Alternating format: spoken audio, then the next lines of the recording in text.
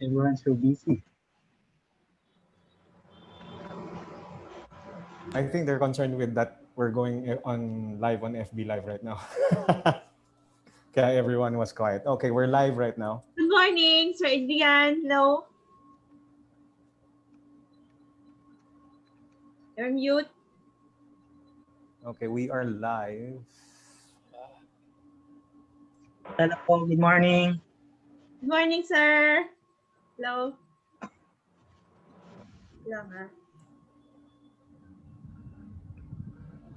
How's everyone? Adri, kumusta yung feed nyo sa Birdwatch? Sa Birding Philippines? Okay na? Actually, di ko pa chinecheck. Wait. Hold on. Sorry, multitasking. Oo nga. Good morning, Trinket. Arnie, good morning. Dingy, hello. Morning. Hey, Good to see you. Okay naman. Hi, Maya. may Good viewers morning. naman, Jobs. Nag-feed na tayo? Yep. Okay, thanks. I don't see it. Oh, we are live on Facebook now. Okay, I think we are live. We are live on about 5 or 6 FB pages. So we're cross streaming. Okay, gotta watch what we say then.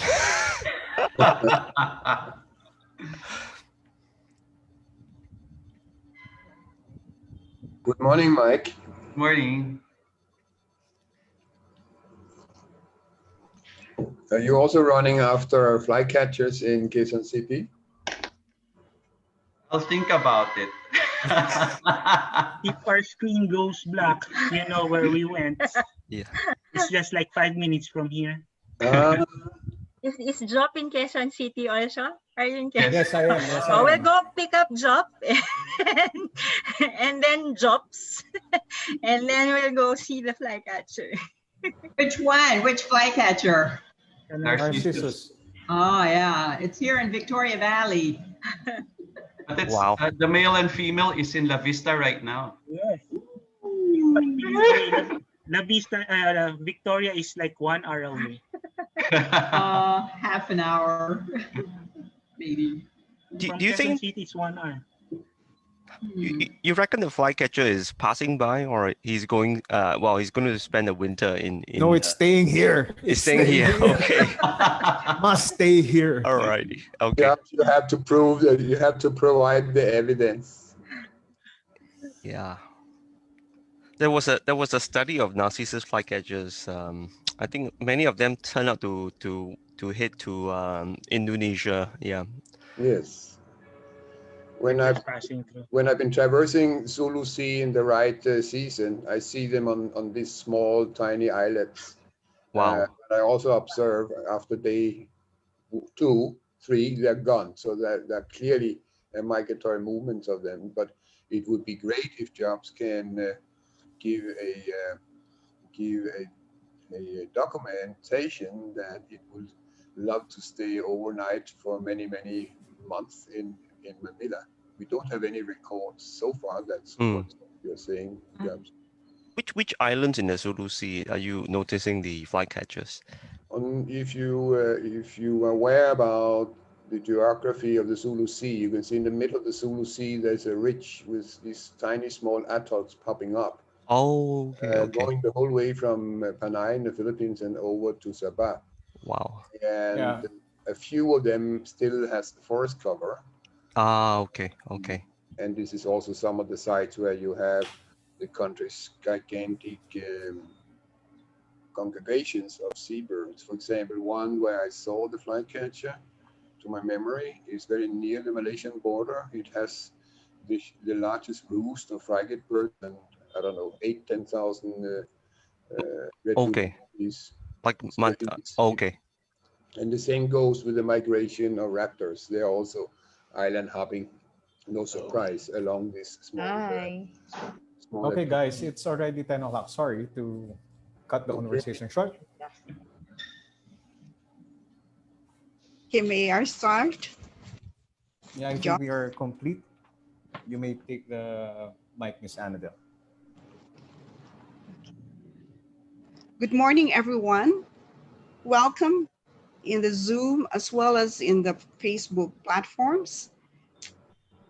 I'm Annabelle Cabanban, the country representative of Wetlands International Philippines program, and I'm very privileged to work with the Wild Bird Club of the Philippines to hold this webinar on waterbirds in Manila Bay and Naujan Lake, wetlands in the midway of the Flyway, the East Asian, Australasian Flyway. This webinar is in celebration of the World Migratory Day. And in keeping with this celebration, we're going to have experts from the region, and we're going to have focus on 3 special sites in the Philippines. To formally open this webinar, I would like to invite Mr. Anson Tagtag, a career officer in the Department of Environment and Natural Resources. He's an avid ornithologist and has worked on these birds for 20 years or more. So, Mr. Anson Tagtag.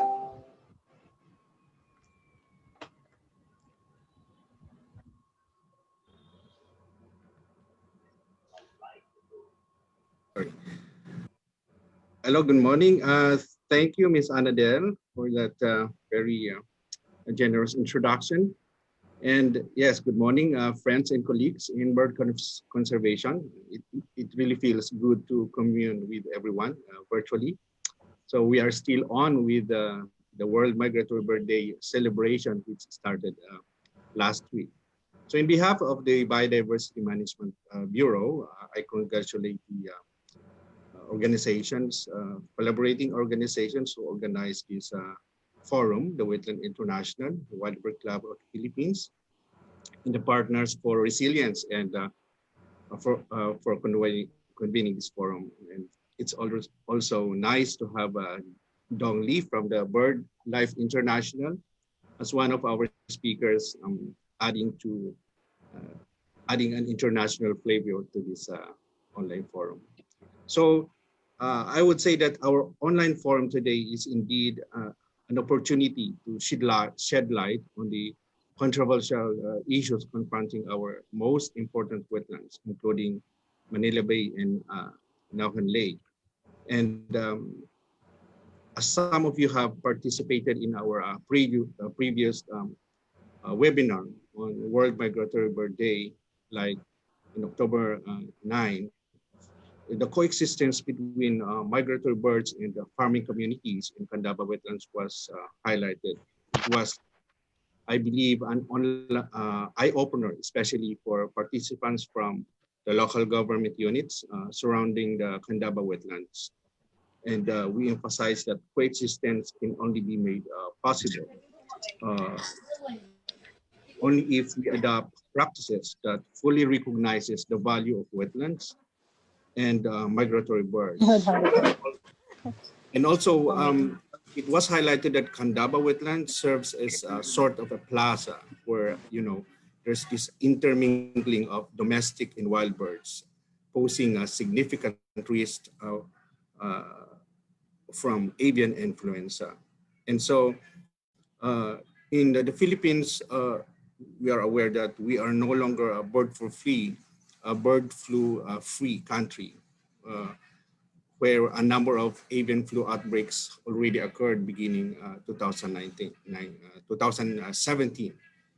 And if I may share further, we emphasize in that forum in October 9 that coexistence can be achieved if functional wetlands in the Candaba area is formally recognized as integral part of our agricultural landscape, and also that biosecurity in livestock farms and the maintenance of wetland habitats are key to limiting wild bird and domestic bird interaction to prevent the occurrence of zoonotic diseases.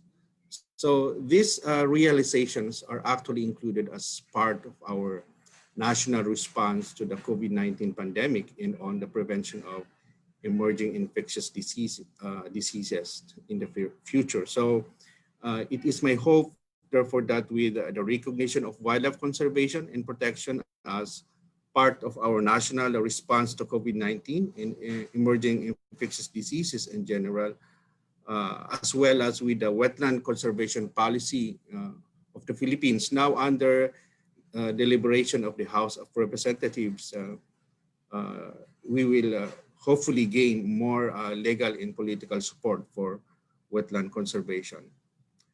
And also we had this forum on 10 October, which highlighted conservation efforts of the Flyway network sites, and inevitably the controversial Panay-Guimaras Negros Bridge, which is under the government's Build program, was also raised because of its potential impact to one of our Flyway network site, the Negros Occidental Coastal Wetlands Conservation Area, or the NOCWACA.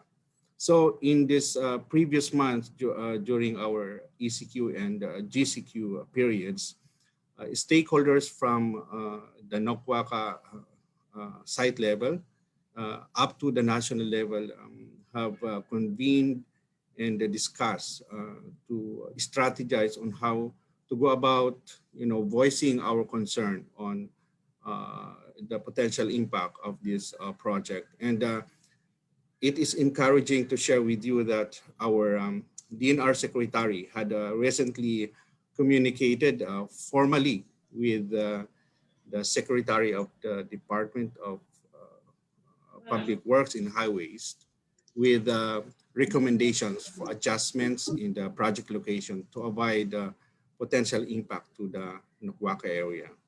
So with this encouraging developments, I think that our group, our sector, more than ever is charged with the energy to continue to advocate for science-based and biodiversity-friendly approaches to infrastructure development projects affecting our wetlands.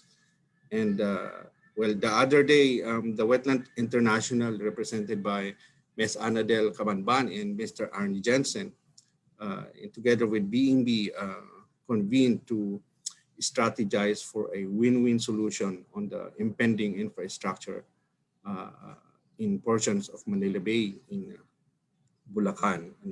So with that said, this forum highlighting the biodiversity and conservation of Manila Bay is indeed very timely as we take on another battle towards ensuring the ecological integrity of our very precious Manila Bay for the benefit of migratory birds and people. So thank you once again, and happy World Migratory Bird Day to everyone. Thank you very much, Mr. Anson Tagtag. Thank you for giving us the encouraging developments in the Department of Environment and Natural Resources and the Department of Public Works and Highways. We are indeed encouraged to continue our work on the conservation of birds and their habitats. And now I would like to introduce our next speaker. Our next speaker is Dr. Yongding Lee. He is the program manager of BirdLife International based in Singapore. He manages BirdLife International's work and communications. And he, as well as oversees research projects in 12 countries. As a scientist, his research interests are faunal assemblages in human modified landscapes, tropical biodiversity, migratory birds, which is the topic of our webinar today, tropical ecosystems, and their conservation by local people.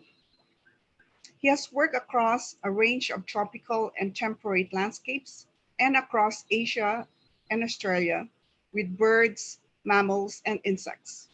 He has written or edited 6 books on the biodiversity of Southeast Asia and China. So indeed, he is our expert for the work on the migration of birds in Southeast Asia. He's going to give us a talk on the challenges to the conservation of migratory birds in Southeast Asia. Dr. Yongding Lee.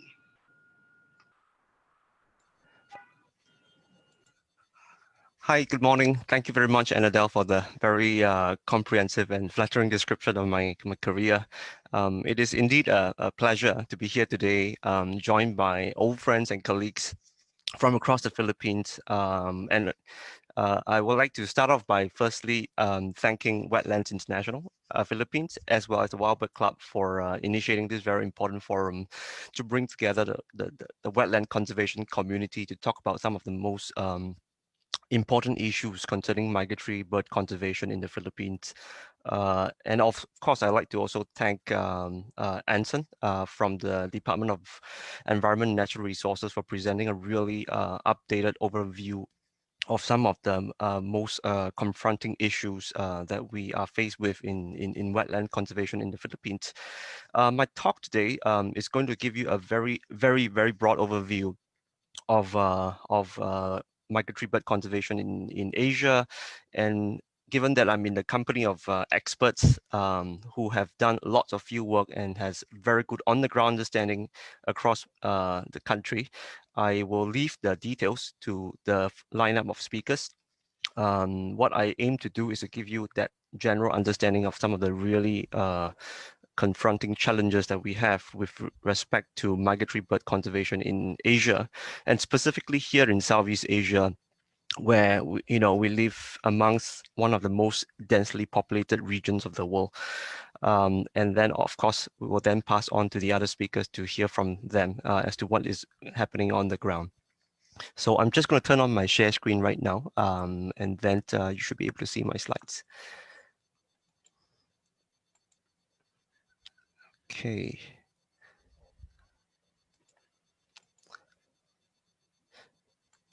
All right. So Asia, a very one of the most, well, if not perhaps the most important regions for bird conservation globally. We know that Asia is obviously the largest continent in the world. How important it is for conservation is very clear. And if you look at the numbers are right in your face. If you look at how many species of birds we have got here in Asia, in total, we have got more than 3,000 species.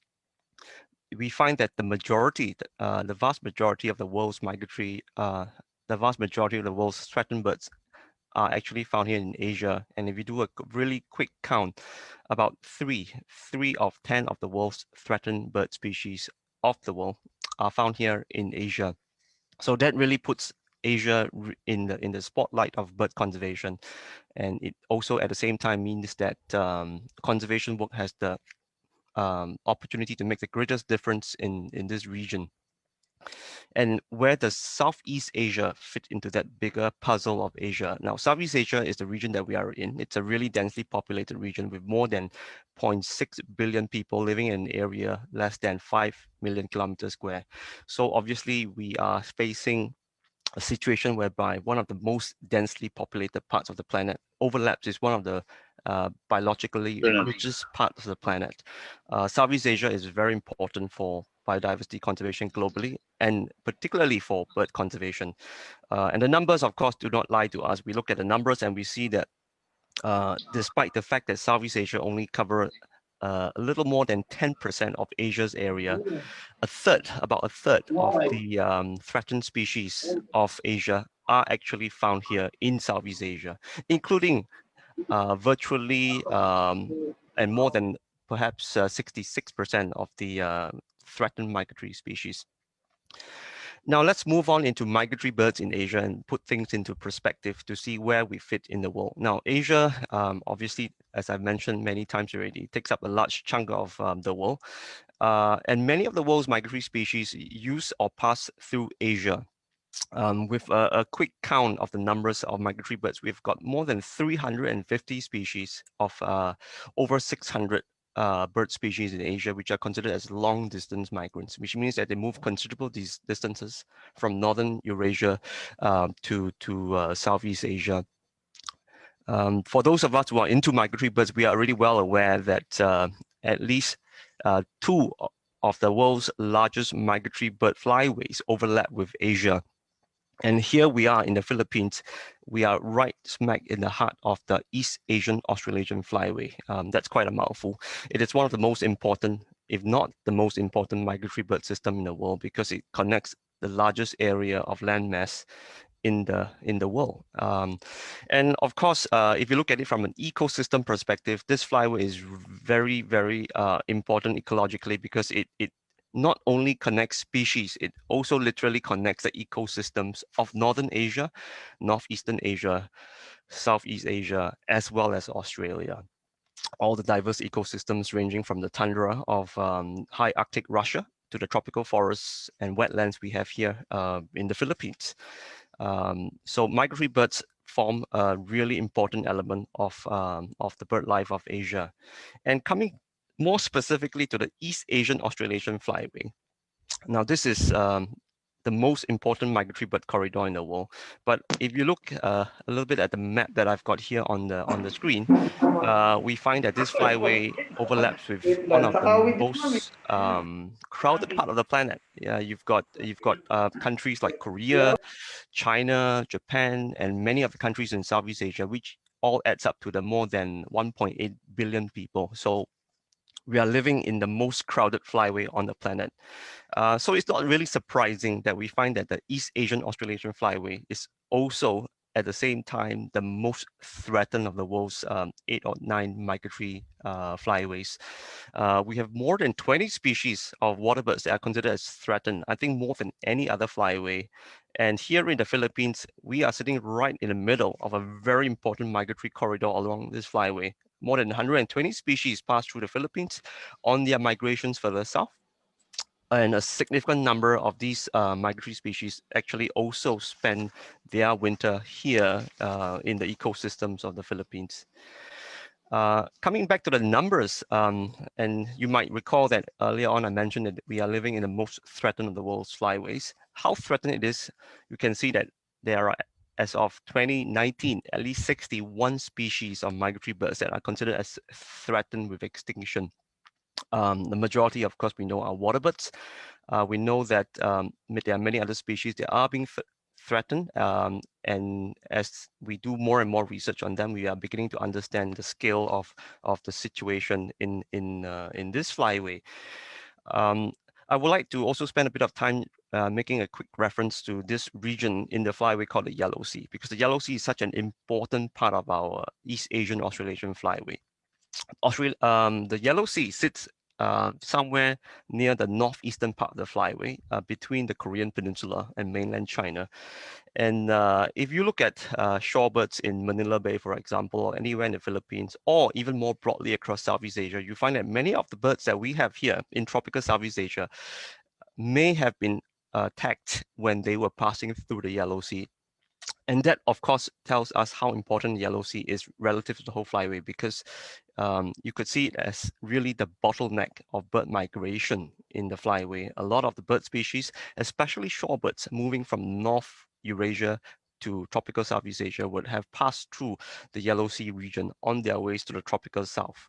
So put together, you've got the East Asian Australasian Flyway, the most important flyway of the world, most threatened flyway as well, because we've got so many of these threatened species.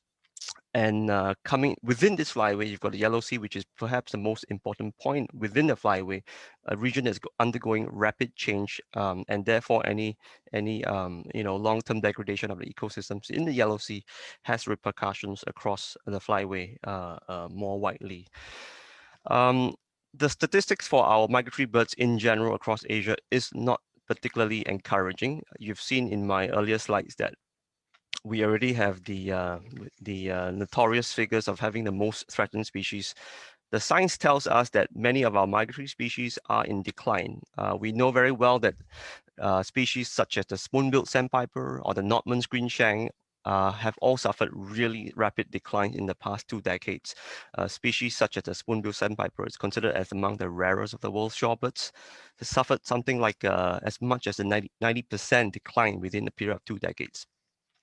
But that is, of course, not all.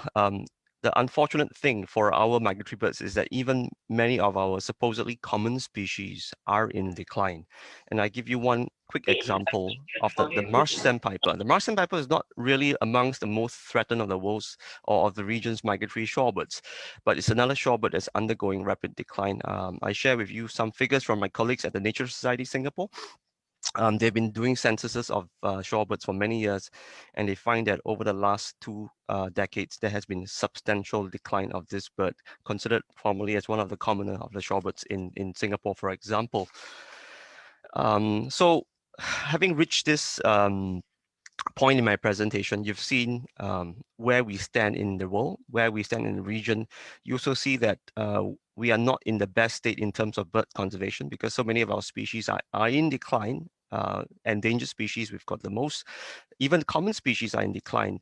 So a common question that many of us will be posing is, what are the problems? What are the challenges? What are the exact threats that are responsible for driving these declines? The science shows it all, and in the last couple of years, there's been a lot of emerging work that tells us exactly what is the problem within the flyway. What are these problems at the regional scale, at the local scale, and what should we do about it? Obviously, one of the most important threats to our migratory birds is the issue of habitat loss. We see that Asia is very crowded. There's a lot of plans for future infrastructural development. And you could see that almost everywhere you go in the region, there are ongoing projects for large-scale land reclamation, which of course comes at the expense of some of our most important coastal wetlands. You find that in the case of Southeast Asia, there is a significant amount of unsustainable development of our coastline, even though we know that there are going to be consequences on our ecosystems. We find that everywhere from Myanmar to Indonesia to here in the Philippines, there is a lot of stuff going on the coastline as we begin to clear or degrade our wetlands for infrastructure, for agriculture, for aquaculture, for instance, expansion or the intensification of fish ponds, as well as the building up of various industries. You know, a very important study that was published about 2 years ago by our colleagues Nick Murray and et al. Showed that amongst the different kinds of coastal wetlands we have in the world, mudflats are one of the most at risk.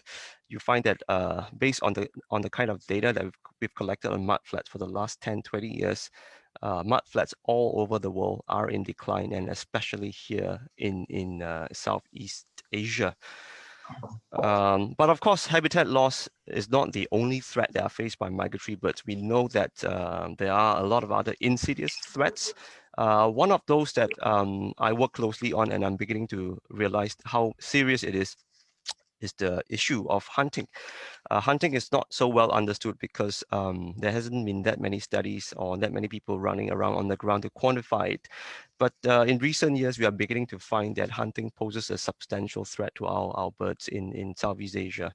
My colleague here out in the field has obviously found that in many parts of mainland Southeast Asia, for example, there are a lot of hunting pressure that we don't know until very recently. We've got extensive use of mist nets in the coastal areas of Southeast Asia, where local people try to harvest large numbers of waterbirds for sale to make money or for subsistence. If you visit some of the markets in Southeast Asia, you know that hunting is obviously a serious threat to birds, even though this is not so well documented. And within surveys that we have done in markets from Vietnam to Myanmar, we know that many of our waterbird species are threatened by hunting and likely to be at unsustainable levels. But hunting and habitat loss are not the only threats. There are other broader threats, institutional issues as well, which impede our ability to deliver conservation of our migratory waterbirds. If you look at Southeast Asia more broadly, you know that there are already many sites that have been identified that to be of importance at the regional level or at the international level for bird conservation. And fortunately, many of these sites are already receiving some forms of protection or others. However, I would like to point out that there are, of course, challenges in the way we protect our ecosystems, and across many parts of Southeast Asia, we still find that many of the most important sites for bird conservation, and specifically migratory waterbirds, remain very little protected or are totally unprotected at all. So there's obviously huge challenges that we face in relation to how we are protecting our most important sites for migratory species in this region. And of course, last but not least, I would like to draw special attention to the fact that at this point in time, as much as we think we know a lot about migratory birds in Asia, there are still some very large gaps with respect to where we think we know migratory birds are going. And I'd like to draw attention to a study published by a colleague just a couple of years ago that explicitly tracked the migration of the great knot. Now, the great knot is obviously one of those better-known migratory birds that passes through the Philippines on its way to Australia and other parts of Southeast Asia, and was for a time thought to be one of the better study of the species. But this particular study by our colleagues in the Netherlands found that even for a species such as the great knot, we still don't know a lot about where exactly the great knots are passing through on their migrations. And they found that of the different sites that are used by great knots, for example, many of these sites were previously unknown to conservationists. If you look at the map on the right side of the screen, pay special attention to the white circles. The white circles are exactly what I'm talking about. These are sites that were not known to be used by the great knot until the study was done. And if you look at the broad distribution of white circles on the map, you find that so many of these white circles, or so-called unknown sites, are concentrated here in Southeast Asia, in the Philippines, in Indonesia, and in Malaysia. So putting all these things together, we see that our migratory birds are facing tremendous challenges, especially here in Southeast Asia. We've seen that habitat loss is obviously one of the most important threats to our migratory birds. But of course, that is not all. We know that there are other emerging threats as well. Studies have shown that hunting is definitely one of these threats we should keep a watch out for and find ways to deal with. So what are we doing here at BirdLife? Migratory birds are a very important priority for us at BirdLife. And we have got a dedicated frame of work focused on migratory birds, trying to protect them at various levels, from within the country level to across the flyway.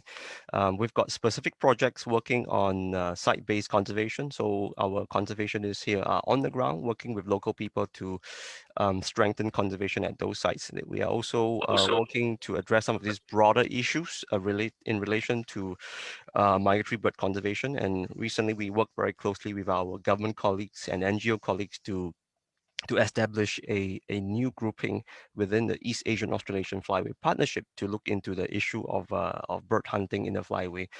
But of course, more broadly, we're also working to deliver capacity building for local communities. There's ongoing work to research and understand the ecology of our migratory birds. And of course, most importantly, we want to put the science into policy and practice. So there's of course a lot of work in relation to advocacy to get governments to be more aware of the issues faced by migratory birds.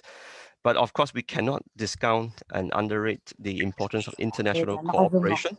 Migratory birds travel across different countries. They span different regions, and for us to actually have a real impact on helping migratory birds, there is a need for us to constantly pursue international collaboration and cooperation to better study and to work on the common issues faced by migratory birds across this flyway. So I would like to end my presentation once again by thanking my colleagues at the Wild Bird Club of the Philippines and Wetlands International Philippines for inviting me to join on this forum, and a little cartoon from a little bit of work that I've done recently to share about what are the most pressing challenges faced by our migratory birds. Thank you once again for your time. Thank you very much. Thank you very much, Dr. Yong Ding Lee. That was a very impressive lecture on the challenges to the conservation of migratory birds in Southeast Asia. I recorded 4. These are loss of habitats, hunting, institutional issues for the protection of international bird IBAs, international important bird areas, and gaps in knowledge in the migration of species that are migrating. I hope that this lecture will inspire people to conduct the research, work with organizations, work with their local governments in the Department of Environment and Natural Resources, in the case of the Philippines, to ensure that these issues are addressed. And we have far more minutes in Dr. Yongding Lee's time. Maybe we can entertain one or two questions or comments. Sounds good. Yep. Happy to take on some questions. Yeah. Thank you so much for keeping your time. Pleasure. Yep. It's a pleasure. Yeah.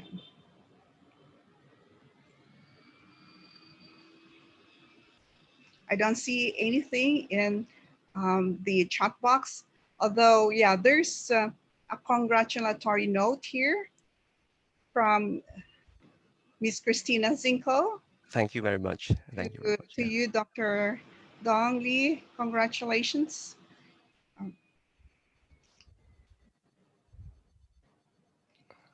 Another congratulatory note from Aryan Baluyot. Thank you very much. And do you have any question in the platform, Facebook?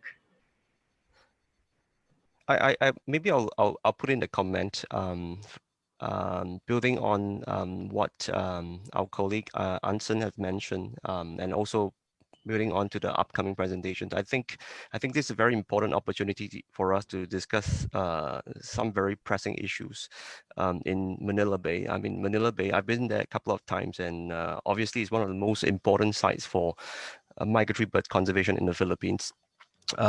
It's a huge site, which makes things even more challenging, because to effectively conserve it, you need to get different stakeholders to work together. So I really hope that we have some really good conversations subsequently, to talk about how people from different organizations can work more closely together to advance conservation activities on the bay, to save some of these really critical mud flats that are used by migratory birds moving from Japan, China, onwards to the Philippines. And many of these birds actually use the ecosystems of the Manila Bay to move on to Malaysia and Indonesia. So there's really important but fast narrowing window of opportunity for us to do what we can to conserve all these shorebirds, terns, herons that use Manila Bay. Including some of the most endangered species we have, right? We've got the black-faced spoonbill and things like the far eastern curlew. Yeah. Just briefly, we have just a minute now, so we can continue the conversation during the open forum, which will be moderated by Mr. Mike Liu. For now, I'd like to introduce our next speaker, Mr. Arne Jensen. Mr. Arne Jensen holds a master's degree in science. He is currently an associate expert of Wetlands International with headquarters in the Netherlands. He has worked in the Philippines in various projects with the Department of Environment and Natural Resources, World Bank, Wetlands International Philippines Program, and other organizations for over 20 years. He has collaborated with DNR and the Wild Bird Club of the Philippines in conducting the counts of migratory birds in the Asian waterbird census for many years. He has prepared a report for Wetlands International as well as International Union for the Conservation of Nature on these data set from Manila Bay. And this report can be downloaded in the websites of IUCN and Wetlands International. So now may I invite Mr. Arne Jensen to give his talk on the migratory birds of Manila Bay, conserving and restoring their ecosystems and habitats with focus in Bulacan. Good morning, everyone. I'm very pleased to see the diversity of participants. Thank you so much, both to the Wild Bird Club and to Wetlands International Philippines for hosting this. And I was very glad to listen to the introduction by Mr. Anson Tagtag. I'm saying this because if you go to the next slide, you will see that we have had a outstanding collaboration. Next slide, please. We have had an outstanding collaboration with DNR when it comes to the international waterbird census here in Asia, the Asian waterfowl census. And Ms. Annadel mentioned Manila Bay, that I first saw some 30 years ago, and I have been stunned by this huge, huge area ever since.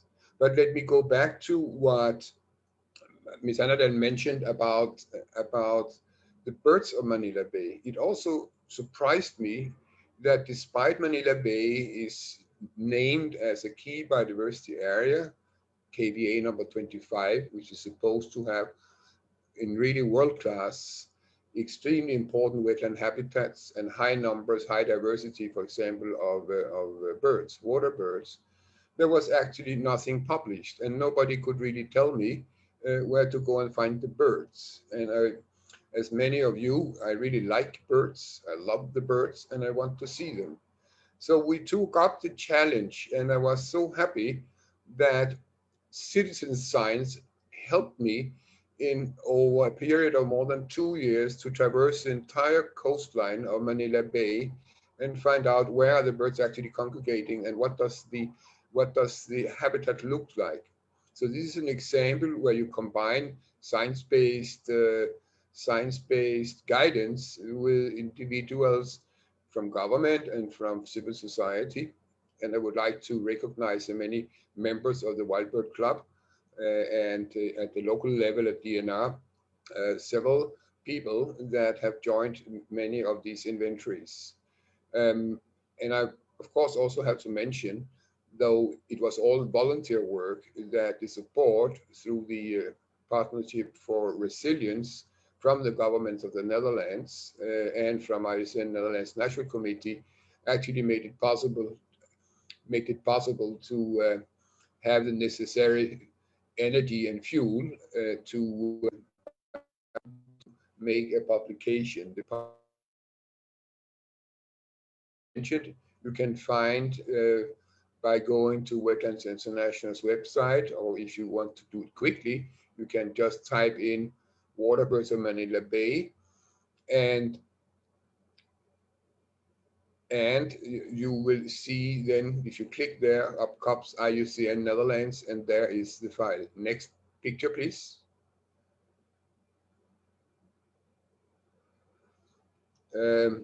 Dingley excellently presented about the Flyway, so I will not spend much time on that. But for those of you who are not familiar with migration, you can see here to the right that the Philippines is one of 22 countries, the middle of the Flyway, where you have a huge movements of many millions of birds, including water birds.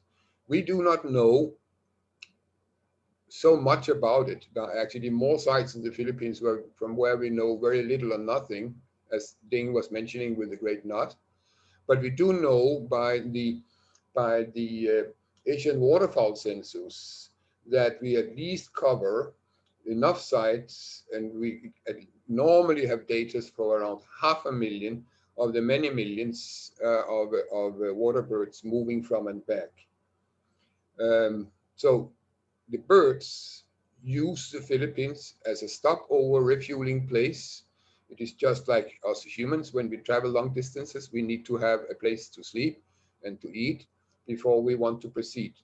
And we actually do not know much about the transmigration of water birds from the Philippines. The things we know is essentially derived out of the annual January midwinter count, which is less than 1 day per site. And this gives us an insight in the overwintering areas and what birds you can find there. But you know, monitoring is more than just to see and count some birds. This way, we get an idea about the status of the birds. But importantly, also, the AWC gives data on the conditions of the birds and the wetlands, and therefore also the threats to these birds and the habitats they live in. And I would say, importantly, if the loop is going right, it will also give you ideas on how you can propose actions for management. So whoever is managing these sites, well supported by knowledge, can take decisions in favor of protecting and managing our migratory birds. May I have the next slide, please?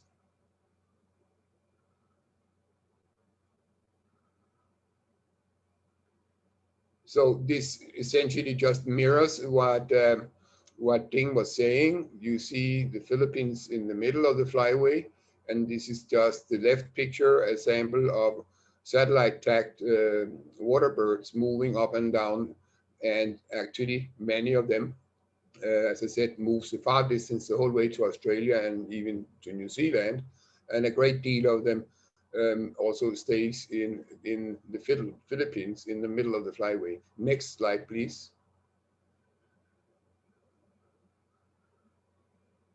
So here you can see, and to the left of the slide, a summary of what we are talking about. I don't think, because you can read it yourself, that I have to mention it all, but roughly this huge bay, which is a semi-enclosed bay in the West Philippine Sea, is nearly 200 kilometers long and covers 200,000 hectares. For those of you who have been in Europe, where we have the famous Wadden Sea shared between Netherlands, Germany, and Denmark, in comparison, I think this is about 300,000 hectares. So what do we find along the coastline? Roughly, the entire intertidal system has been disconnected by development, such as fish ponds, but along the river mouths, we still have remnants of intertidal and riverine wetlands. In total, there are 27 rivers, and the outstanding Pampanga Delta in the north of Manila Bay, I call it the Venice of Manila, is a water world. But we can also note, unfortunately, just the last 2 years, 3 out of 10 top bird key biodiversity areas are lost, either to illegal reclamation or by a decision of reclamation in one or another form. The recent one is a decision to convert about 2,500 hectares of wetlands right north of Manila. So overall, the whole ecosystems of the birds are threatened by water pollution, agriculture expansion, coastal development, reclamation, airports, new roads. On top of this, the sea level rise starts to take back the reclaimed coasts, because the coastline originally was many kilometers inland, where the peak tide with the salt reached the land. But nobody has seen it in a generation or two. So within that area of the former wetlands, you now have huge problems with land subsidence because of too much extraction of fresh water. Together, it reduces the important wetland areas, and importantly, it reduces the options both for local people and for migratory shorebirds. Next slide, please.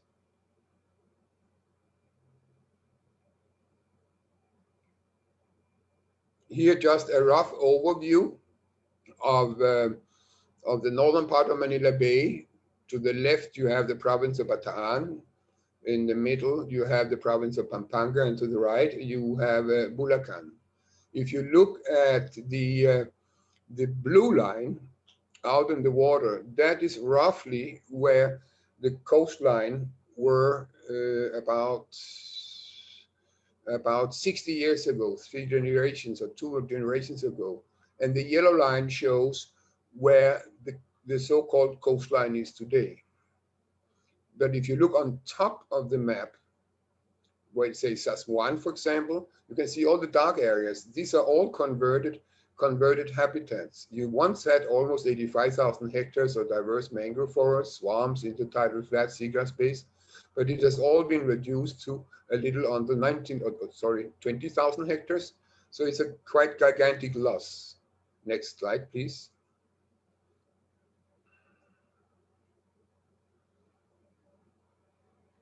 And here in summary, you can see that from the 84,500 hectares, not so long time ago, you are down to around or less than 20,000 hectares. So this is a gigantic loss of habitats of relevance for waterbirds. It's a loss of more than 75%.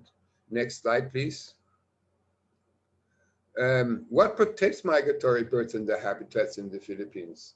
At least in the theory, I would like to highlight the Wildlife Resources Conservation and Protection Act, under which you are not allowed to hunt or to kill or collect any wild bird species. And it also gives options for the local government to come up with critical habitat protection areas.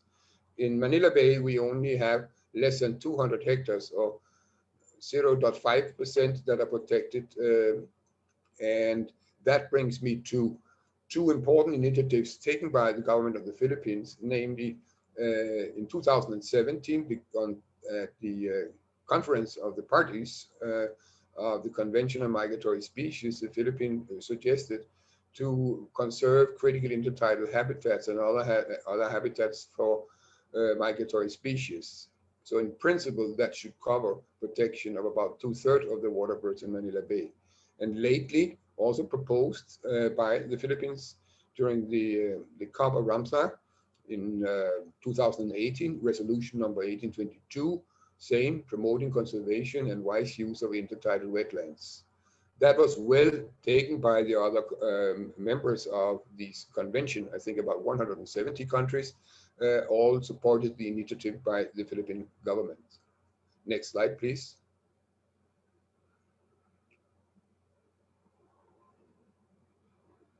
So let our journey begin. I said we have spent several years traversing around. Here are some pictures of my team.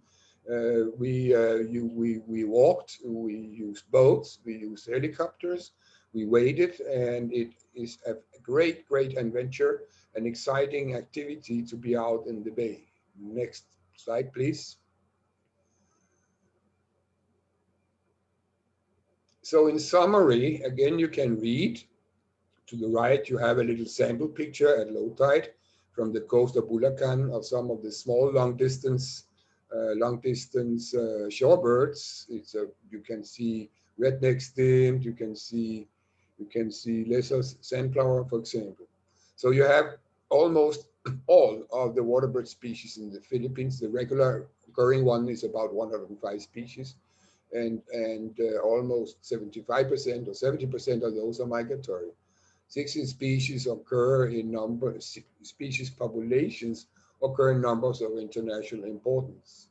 And about 38 of these are actually also covered under the Convention for Migratory Species.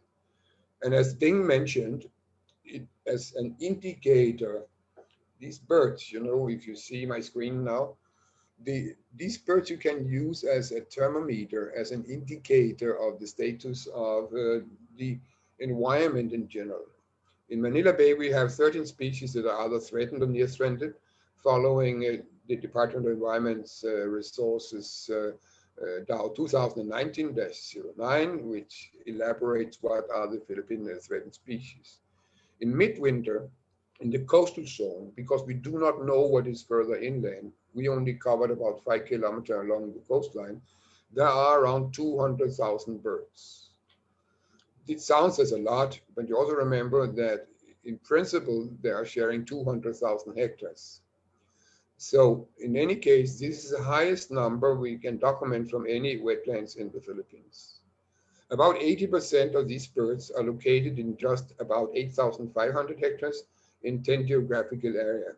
And some of these occur in some stunning high percentages of the flyway populations. Let me just mention, for example, whiskered tern, where it appears that a quarter of the whole population are in Manila Bay. Next slide, please.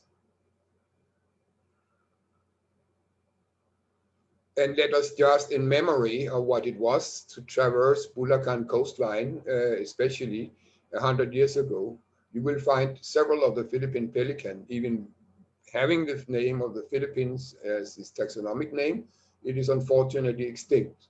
And the black-faced spoonbills, for which there are many, many records, again in Bulacan, it has become a just irregular visitor in the bay. Though our team in January 2020 were very happy to find 24 of these stunning, beautiful black-faced spoonbills in what is now becoming a new airport for the Philippines.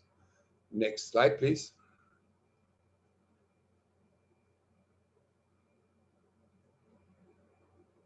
I was mentioning that in the bay, you have 60 species populations that occur in very, very high numbers, more than 1% of the flyway.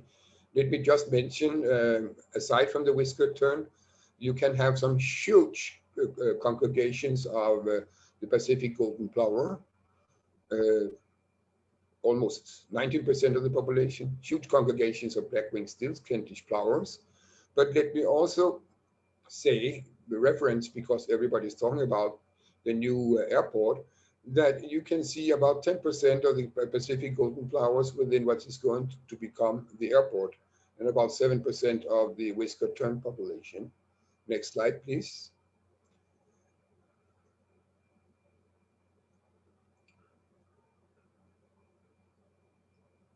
So here, roughly, I just, because many of you may not know very much about the habitats of Manila Bay, I just divided up in simple groups the families of waterbirds, egrets, herons, shorebirds, gulls, and terns. And if you go to the right in the table, you can see that they are not evenly distributed. So, for example, in foreshores areas and rivers, you mainly find gulls and terns.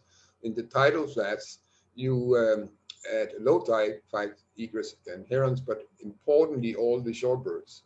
And in the fish ponds, at the high tide, you can also find some of the shorebirds, but importantly, the egrets and the herons. The mangroves on its own, and I'm only talking about the migratory birds, these are basically preferred by egrets and herons.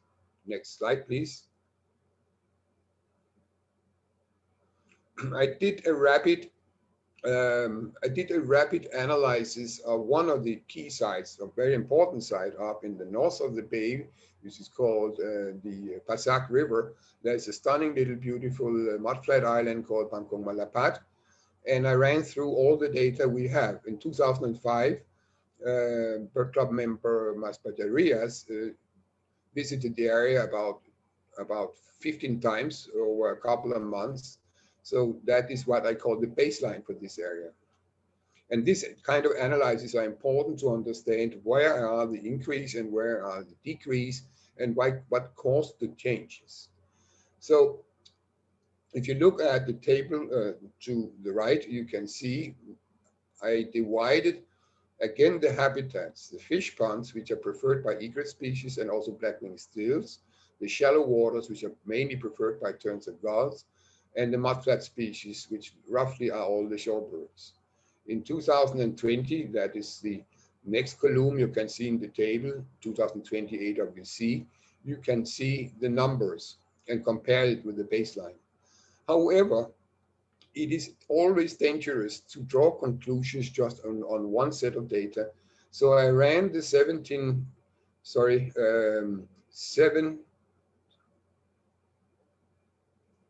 that would be the 8 years of data that we have from the AWC and calculated the average values. And you can roughly see that the shallow waters, for example, have a very stable number of waterbirds, whiskered terns, although on that side, all the blackhead gulls disappeared largely from 7,000 in 2015 to only 280 in 2020. And significantly, a huge decline in the tidal flats. There are 11 shorebird species in decline in that locality, and only Kentish plover seems to increase. Next slide, please.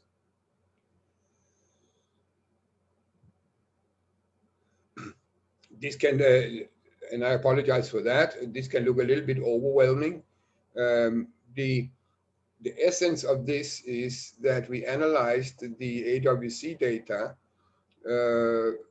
some of them way back from 2013, per sample stations. And those who are in the Philippines and know the Philippines know where is Balanga, Pasak River, Pampanga River, Tansa, and LPPTA stands for the little Ramsar site in Manila Bay in the Paranaque Wetland Park. And all the red figures shows where there are declines, and the blacks more or less the increase or stable. So if you look to the very right, you have a column which says Trans Manila Bay, and you have a column which says Trans the East Asian Flyway. And INC means increase, DEC means decrease, and STA stable. So roughly, there is a complete match. Comparing the flyway with Manila Bay, you have, for example, 11 of these species which occur in international important numbers in decrease. In the flyway, it's 10. You have a decrease by increase by 5. In the flyway, it's an increase by 1. Next slide, please.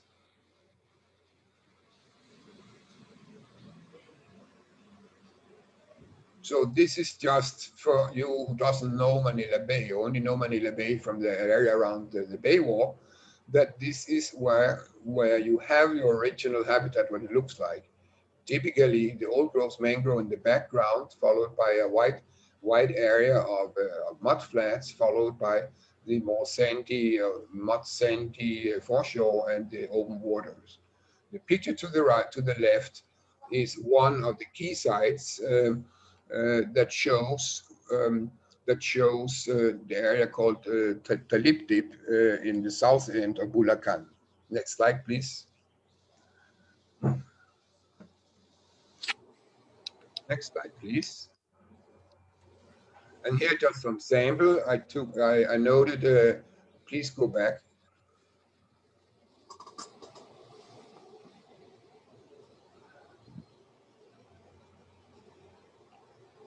Here is an example of a great knot congregating on small banks of shells. This is also from the Taliptip airport area. The slide to the left, you can count yourself, it's about 1 square meter.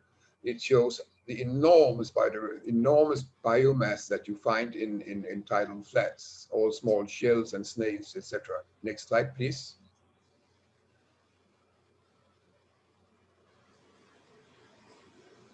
And I just want to mention, because it may be a particular problem for the Philippines, but as you can see on the main slide, you see all the small Kentish flowers walking around on the mud flats in between thousands of, I call them toothpicks.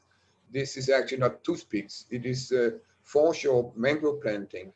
And the mangrove planting makes it very difficult for the long distance migratory waterbirds to feed. So consequently, the number drops. These pictures are, for example, again, from Bangkong Malapat in Pasak River. Next slide, please. And I mentioned that because these mangrove plantations grows into a very, very dense wall of green where it's impossible for the majority of the migratory birds to feed. Here to the right, you can see for the northern Manila Bay, the key areas of waterbirds of international conservation importance, meaning that there are more than 20,000 birds or several threatened species, etc., etc. If you take the walk with me on the map from the left to the right, you can see the first one is called the Balanga Pilar. Oh.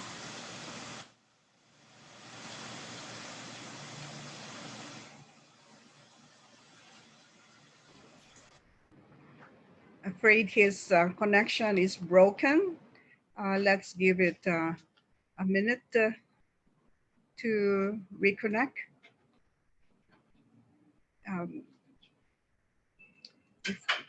If not, we can go back to the remaining slides later.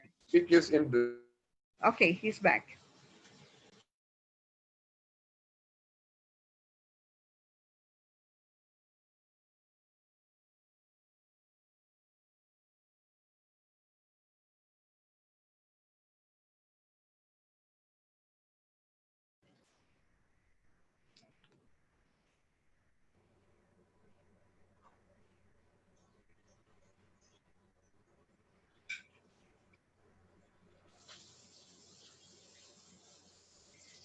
Okay, we can, I'm so sorry that there is a Are we still disconnection. Okay, I will continue.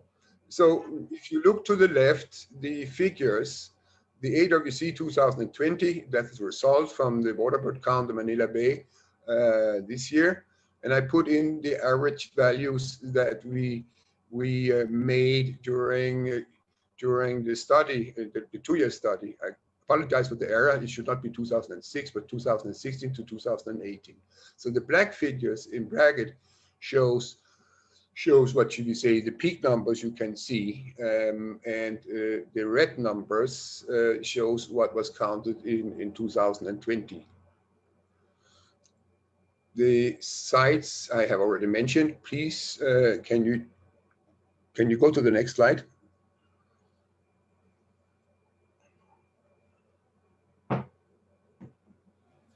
And here are some samples of these extremely important sites that are left. Less than 1,500 hectares in Bulacan hosted about 30,000 migratory waterbirds, mostly shorebirds. And if you look at the map to the left, this is one of the very last intertidal wetland systems of intertidal tidal flat system, and you can see the diversity. You can see the diversity of mud flats, also sandbanks. There are natural mangroves, and importantly, if you look up at the map, you see some white spots. These white spots are all salt pans, and that is where most of the waterbirds goes up during high tide. And most of the time, you know, there's high tide.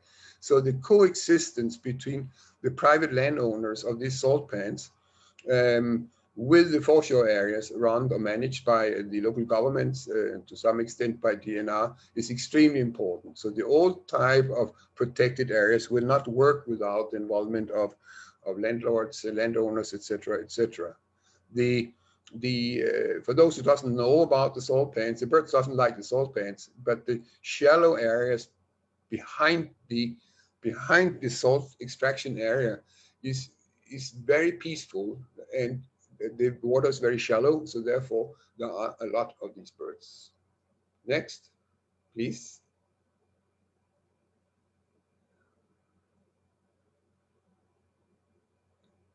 Here I just summarize where food and shelter is the waterbirds are.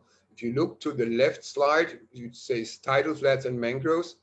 And here you have all of the 200-kilometer Manila Bay. You see a lot of small red spots. That is the tidal flats and the mud flats, which unfortunately now will become below 1,000 hectares. The largest one, the 315 hectares, you can see on the map, it says Bulacan. That is where the new airport is going to be.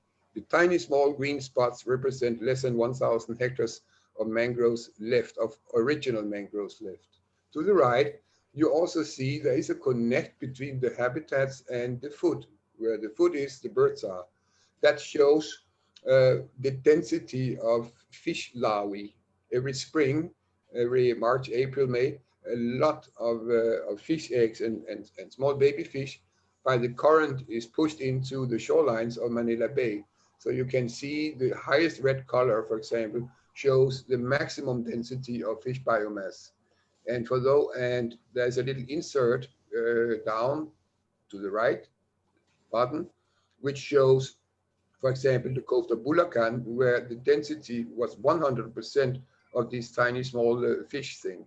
And for those who are not a fish expert, you just take your binocular and go look for the terns. The terns are where the fish food is. Next slide, please. Arne, sorry to interrupt. Can you please wrap up in a minute or two? Thank you. That would not be possible. I'm sorry, because I'm asked by my GLU also to give a briefer on the airport. But roughly, the waterbirds are where you see to the left the yellow spots and the blue spots. And if you overlap with discussed development, you can see that many of these developments, about 18,000 hectares, overlap with the dense areas of fish biomass and the huge congregations of waterbirds. Please proceed to the next slide. I was asked by the Wild Bird Club to give a summary on what do you find in Taliptip Bambang. So I'm sorry, I need to add a little bit more time. Next slide, please. This is from the new airport area. Next slide, please.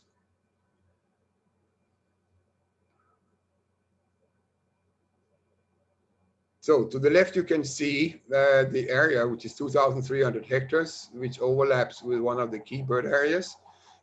Please go back to the first slide.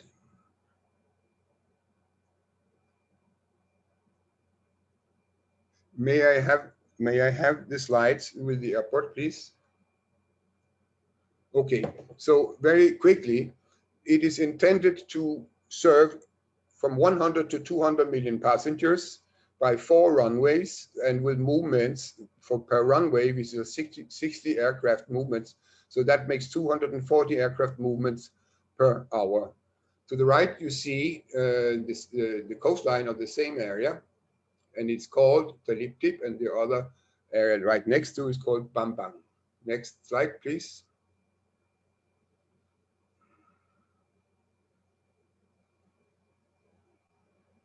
This is just an eye-opener. You have 14.6 hectares of rigid mangroves, about 15,000 mangrove trees, and about 315 hectares of tidal flats.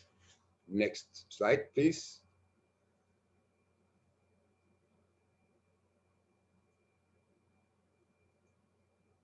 So typically around this area, the fish ponds and rivers adjacent to what become the new airport can look like this, particularly in the early morning where thousands of birds are flying in or out from the fish ponds out to Manila Bay and back again in the late afternoon. We do not have many data on this, but we have enough data to show you the pictures. Next slide, please.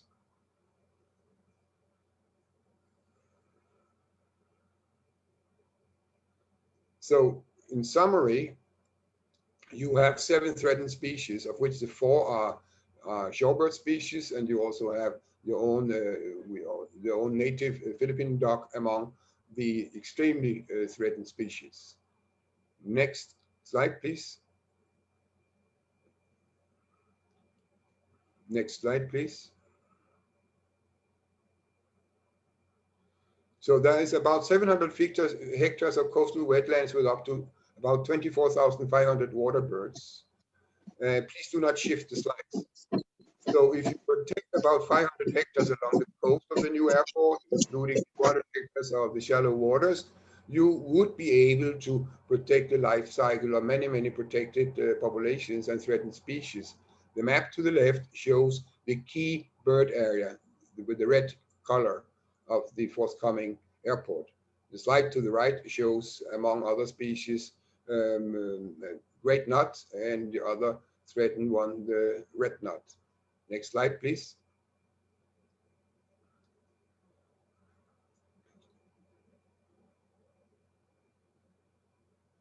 So I'm often asked the question, can a wetland with waterbirds and an airport coexist? In short, the answer is yes, but there are some caveats. You can see 2 samples to the right. That is John F. Kennedy Airport in New York. The yellow line shows where it's the airport. The green lines or green circle shows the 3 wildlife sanctuaries next to John F. Kennedy Airport, which is sometimes full of large flocks of wild geese. The lower map, the second example, shows Copenhagen International Airport in Scandinavia, which is neighbor to a Ramsar site with about 70,000 breeding and migratory waterbirds, plus another little sanctuary to the west of the airport. So in short, yes, wetlands with waterbirds and an airport can coexist, but there are some caveats. Next slide, please.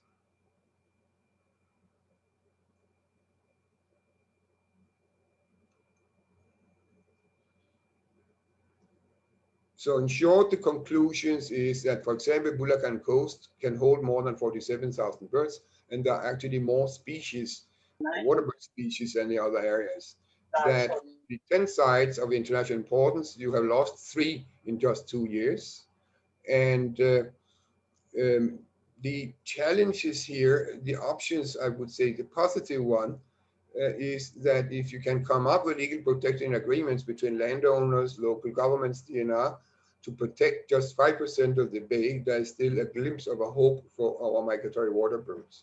But it will have to include participatory protection with those who are living there in the coastal communities and with benefits to them. It also has to be based on nature-based restoration of the tidal flats. And there are some no-goes. For example, there are many options to plant mangroves in the fish ponds, and it should not take place on the tidal flats. And there's definitely should be a no-go on using the mud flats as backfilling for reclamation projects, because the backfilling is gigantic. It will be hundreds of thousands of cubic meters. And lastly, we are still hanging with the so-called Manila Bay Sustainable Master Plan. If that can be funded and implemented, there is a little bit of hope for our migratory waterbirds. Next slide, please. Anyway, this ends my presentation. I apologize for overshooting my time, but I thought it was important that the Bird Club members got what they asked for, a little oversight of what is happening in Taliptip Bambang. Thank you so much for listening. Thank you, Mr. Johnson. Our next speaker is Don Jeff Tabaranza. Don Jeff Tabaranza is a wildlife biologist. He took up BS Biology and Masters in Environmental Science at the University of the Philippines, Los Baños. He has been into biodiversity research and conservation for 2 decades now. In the last 8 years, as the research program manager of Mindoro Biodiversity Conservation Foundation. Early this year, he joined Haring Ibon, Bird Finder, and he will be launching birding expeditions and community-based conservation programs in sites throughout the Philippines as soon as the COVID-19 situation clears up. An avid bird watcher and wildlife photographer, Jop is a member of the Wild Bird Club of the Philippines and Wild Bird Photographers of the Philippines. May I invite Don Jeff Tabaranza to give a talk now on waterbirds in Naujan Lake. Jeff. Thank you, Ms. Annabelle. Let me just Drop. share my screen. Okay. Start. Okay. There we go. All right. So I'm going to show you the situation in Naujan Lake and the birds that we can find there. Okay. First off, Naujan Lake is the 5th largest lake in the Philippines, having a surface area of just over 8,000 hectares. Habitats is mainly dominated by the freshwater lake and the freshwater river systems. There are marshlands and peat swamp forests, mainly in the northwest part. There are lowland forests in the southeastern part, and agricultural lands, mainly rice paddies near the marshlands and fruit orchards near the lowland forest. So you can see there a sample of the habitat in Naujan Lake. So Naujan Lake was first declared as a national park through Presidential Proclamation 262 in 1956 by President Ramon Magsaysay. The protection covers over 21,000 hectares of the lake and the surrounding habitats.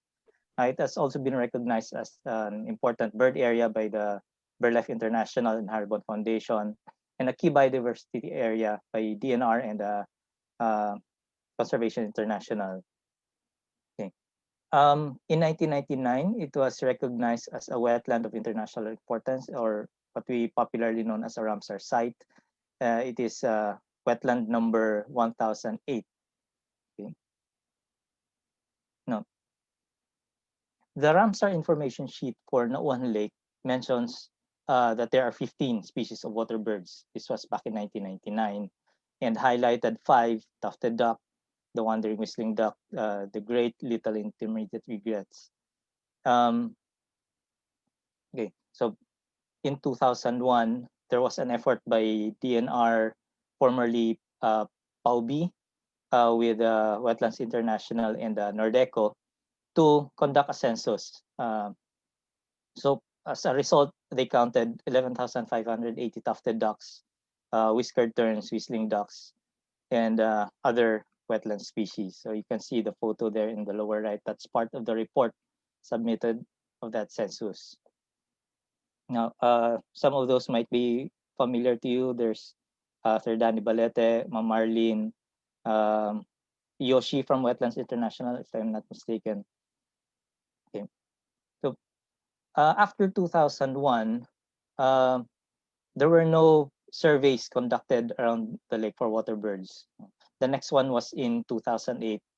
It's part of the AWC, and the waterbird census has been conducted consecutively every year for the past 12 years. Okay. So what have we found? Over the 12 consecutive years of AWC data from 2008 to 2020, we totaled 75 bird species. 55 of those are water birds. Breaking that down, there are 4 endemics, 35 residents, 33 migratory, 2 with both resident and migratory populations in the Philippines, and 1 accidental, or if I may, it's possibly misidentified. That one record is of the water rail, which, if I'm not mistaken, is a European waterbird species. It ranges from Europe to the northern tip of Africa. So it's quite confusing how it arrived in Naujan Lake. So I would say it's possibly misidentified, one of our more common rails or other water birds. Okay. So around 30 species are recorded annually during the AWC. So okay, so what can we find there? We have the endemics, the Philippine swamp hens, and the Philippine duck, which is a threatened species. We have common residents, the purple heron. You can see there, it just caught a big tilapia. I'll talk about the tilapia later on. But we have little grebes. We have wandering whistling ducks, which in the past few years, their population in Naujan Lake that we counted was increasing. We have other common residents, the Brahminic kite. We have Java pond herons. We have the hard to find pheasant-tailed jacana, always skulking in the vegetation. We have the migrants, great egrets, the whiskered terns, black-winged stilts, and then common green shank. Other migrants, black-headed gulls. We have the osprey. We have wood sandpipers. We have the Eurasian coots, this beautiful jet black waterbird. We recently recorded the eastern marsh harrier in Naujan Lake. And of course, the starbird for Naujan Lake. It's the tufted ducks. Okay, I will show you some data later on about the ducks. Okay, in the past 4 years, we have several new records. In 2018, we have garganese for the first time. We counted over 800, almost 900 garganese in that year. Early this year, we found, I think, 6 garganese. Okay. Also in 2008, we found 3 Eurasian widgeons. We had a bit of difficulty having those identified, but with help from experts like Arne, Desmond, and Rob, we were able to identify those as Eurasian widgeons. We have that Caspian tern, the largest tern species in the world. It was mixed along with the more common whiskered terns. And we have the beautiful common pochard. Also, we found, I think, 5 individuals in 2018. Okay. So other new records not previously in the AWC in Naujan Lake are the northern pin-tailed ducks. We have the northern shovelers. We had, I think, in 2019, a black-tailed godwit, another threatened migratory species. Okay, so usually when we present the data to the PAMB and the public, they usually ask where do the migratory birds come from. So before we have the generic answer that they come from the northern countries of the East Asia, Australasia Flyway, China, Russia, Japan. Okay. But in 2016, we had confirmation that the tufted ducks, we were one of the fishermen who is also a volunteer lake warden surrendered a duck which got caught, which got entangled in his fishing net, and he found that it had a ring. So we got the data, we sent it, we circulated it to experts, and we found the data that it was banded from Japan, from Shinhama Duck Refuge, okay, in a couple of years back. So it was a very happy report. The fishermen released the bird unharmed within the same day, and hopefully we can find some more birds with bands in Naujan Lake. Okay, now going on, showing you the data for AWC from 2008. Okay, wait, there's something. Okay, I would just like to show that there's a decreasing trend in the counts of the AWC counts. There's something wrong with the figures there. Okay, the lower line show the combined ducks. I think, wait, let me check. I think my Excel file duplicated the count for the ducks. That's why the total count is so high. Okay, the total AWC count would be at most 5,000 individuals higher than the total ducks count. So I think that's a double count of the total duck included in the total AWC. Anyway, just to show you, the ducks dominate the population in the AWC count of Naujan Lake. Particularly the tufted duck, you can see the lighter color there. So ducks occupy maybe 75 to up to 90% of the counts that we have in Naujan Lake. The highest for the tufted ducks that we got are 15,000. Okay. However, in the last 5 years, that count has been dwindling. We got only about 7,000 in 2016, only less than 5,000 in 2017. In 2019, we found a little over 100 ducks, about 120, if I'm not mistaken. And then in early this year, we have about 700 tufted ducks. So it's a very, very sad image that's being shown. So so here, this is one of the photos we got in 2015 by Alain Pasqua. This shows only a portion of the huge flock that we found in the middle of the lake. I tried counting the ducks in the photo individually. I got to around 1,000, and if I'm not mistaken, the flock was at least 3 times that big. So that was back in 2015, where the count was about 15,000 ducks. Okay. Last year, this is the largest flock, the largest group of tufted ducks that we found. This is about 36 ducks. Okay, and then we find them in smaller groups like 20, 15s, 20s, somewhere around that. So it's very sad, no? So the question is, where did the ducks go? And Arne and I have been discussing this several times when we meet up in conventions, and he actually instructed me to request from BMB, from Anson, to get AWC data from other major wetland sites. So unfortunately, I wasn't able to collect the data as I transferred from, I left MBCFI early this year. So um, top of mind, possibly the ducks went to Agusan Marsh or Lanao Lake or Lake Mainit or Liguasan. So I'll have to follow up on the data. I'm sorry, Arne. I wasn't able to collate the data for you.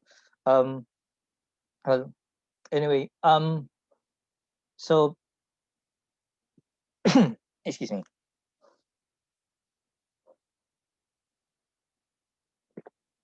So since 2017, we talked with Paso Ric Natividad of Naujan Lake to do monthly surveys. So DNR has been conducted quarterly BMS surveys in the lake to augment the data of AWC. But Paso Natividad was able to secure some funding to conduct it monthly. And we were able to find more tufted ducks towards the end of the year when they arrive during migrations in the burn months, October, November, December. It's still not the 12,000 to 15,000 figure, but we do see 1,000 to 3,000 ducks arriving in the burn months. However, when we start doing the AWC counts, we see only a few hundred ducks. So it is possible that the tufted ducks arrive in numbers but leave for other areas. So and what's left are the few hundreds that overwinter in Naujan Lake. So we see that few hundreds staying in Naujan Lake from January, February up to March or even to early April before they head back to their northern breeding ground. So still it's not the 12,000 to 15,000 numbers, but some of the ducks are still there. It's still in the thousands, but they find somewhere else to overwinter. So what causes the decline? Unfortunately, we don't have the answer to that yet. There are some prevailing biodiversity issues in the area, like the invasive alien species tilapia I mentioned earlier. The last biodiversity survey recorded 2 species of the tilapia, the nilotica and the zili. And there are efforts from another government agency to seed, to restock. It's very sad actually that in the request to restock, they mentioned tilapia as tilapia population as dwindling, and it is now threatened in Naujan Lake. It's an invasive species, so how could it be a threatened species in Naujan Lake? It was introduced decades ago, and they want to reseed to put more fingerlings in Naujan Lake. So it's a I don't know what to what to make out of that. Use of pesticides, fertilizers in the agricultural areas, in the rice fields, in the fruit orchards is still rampant. Of course, the loss of natural habitats, conversion of marshlands, and dwindling forest cover. In the 2003 data, it shows only 35%. I couldn't find the more recent data that we got, but it's somewhere in 15 to 20% forest cover left in the watershed forest around Naujan Lake. And of course, the other issue is that Naujan Lake is not yet covered by a Republic Act. It has been an initial component of the NIPAS ever since the NIPAS was conceived. But then there was an e-NIPAS recently, but Naujan Lake was not included in that list. So we were working with the local government units and the DNR in Naujan Lake for Naujan Lake to have its own Republic Act as a legal protection. Okay. So yeah. So that's where I end my presentation. Thank you very much. Thank you very much, Job, for giving us a overview of the work that you do in Naujan Lake and the threats to the conservation of the birds there, the migratory birds there. So now I would like to invite a dynamic duo to give their presentation. A&T Corsino, Adrian and Trinket Constantino are avid birders who have been birding for more than 15 years. They are both co-founders of the bird tour company, Birding Adventure Philippines, and members of the Wild Bird Club of the Philippines. Their love for travel, birds, and wildlife have brought them to wild places, of course, locally and abroad. Adrian is a bird tour leader, and Trinket teaches at the university. During this time of COVID-19, they have been enjoying and observing natural history in their garden together with their mini schnauzer, Duco. They are both co-authors of the book, A Naturalist's Guide to the Birds of the Philippines. I give the floor now to Adrian and Trinket Constantino, who will give a presentation on the waterbirds of the Pampanga River bird area in Manila Bay. Thank you, Miss Annabelle. Thank So, you. Good morning, everyone. So we'll just share our screen. I hope everyone's keeping safe in this pandemic. So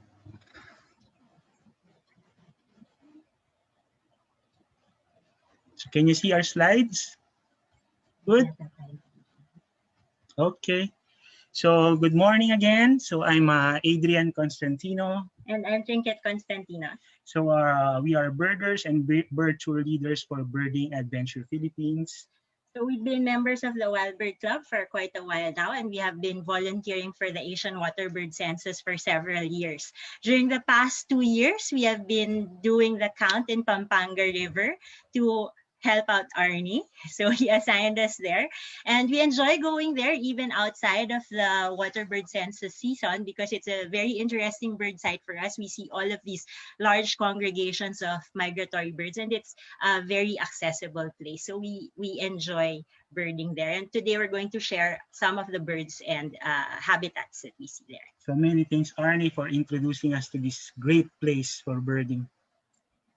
All right, so just to give you a background, Arnie already showed you maps of Manila Bay earlier, but Pampanga River is in the northwestern side, emptying out into Manila Bay. Of course, the central Luzon plains drain into the Pampanga River, and that drains out, the fresh water drains out and contributes to Manila Bay. So it's bordered by the province of Pampanga on the west side and Bulacan on the east side. If we look at the map, we're going to concentrate on the last 5 kilometers of the river before it empties out into Manila Bay. And this is a very significant feeding ground for migratory waterbirds as we had observed. So at the river mouth, at the delta, you actually have two municipalities of Pampanga, Macabebe on the west side and Masantol on the east side. But before getting to Masantol, you actually have to pass through municipalities in the province of Bulacan. Across the river, on the sides of the river, you have extensive fish ponds and fish pond industries, aquaculture industries to be seen. So just to give you what the habitat looks like, parts of the river are very shallow, especially at low tide, and this reveals mud flats where the migratory waterbirds will feed. And this is dotted with a few trees, a few mangroves, and a few reed beds. So here you see those mud flats, which are important for the feeding of the migratory birds. There's also deeper water, especially during high tide in the center of the river. And this is where the torpedo boats, so the boats there, they don't have a katig, they don't have outriggers because the water can be very shallow. This is where the torpedo boats pass, going out to the bay and traveling between tributaries into the Pampanga River. So you can actually see the opposite bank if you're on one side of the river. Here is Adrian, he's counting birds and he's looking out, he's standing on the east bank on the Masantol side and is looking across the river, and you can view the west bank, Macabebe, and in the background are the mountains of Bataan. Of course, if you want to travel by land vehicle to get to the other side, you have to travel way back to MacArthur Highway, several kilometers back, and cross the bridge over that highway and then travel back to the river mouth.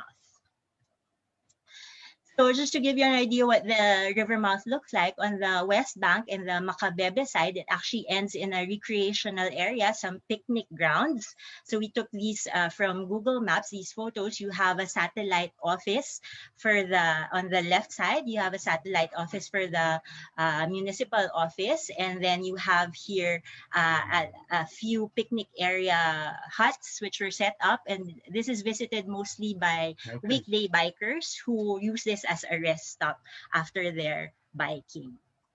On the Masantol side, it looks very different. It's not as developed as the other side for recreational activities. You see extensive fish ponds and fish pens all the way out to Manila Bay as far as the eye can see.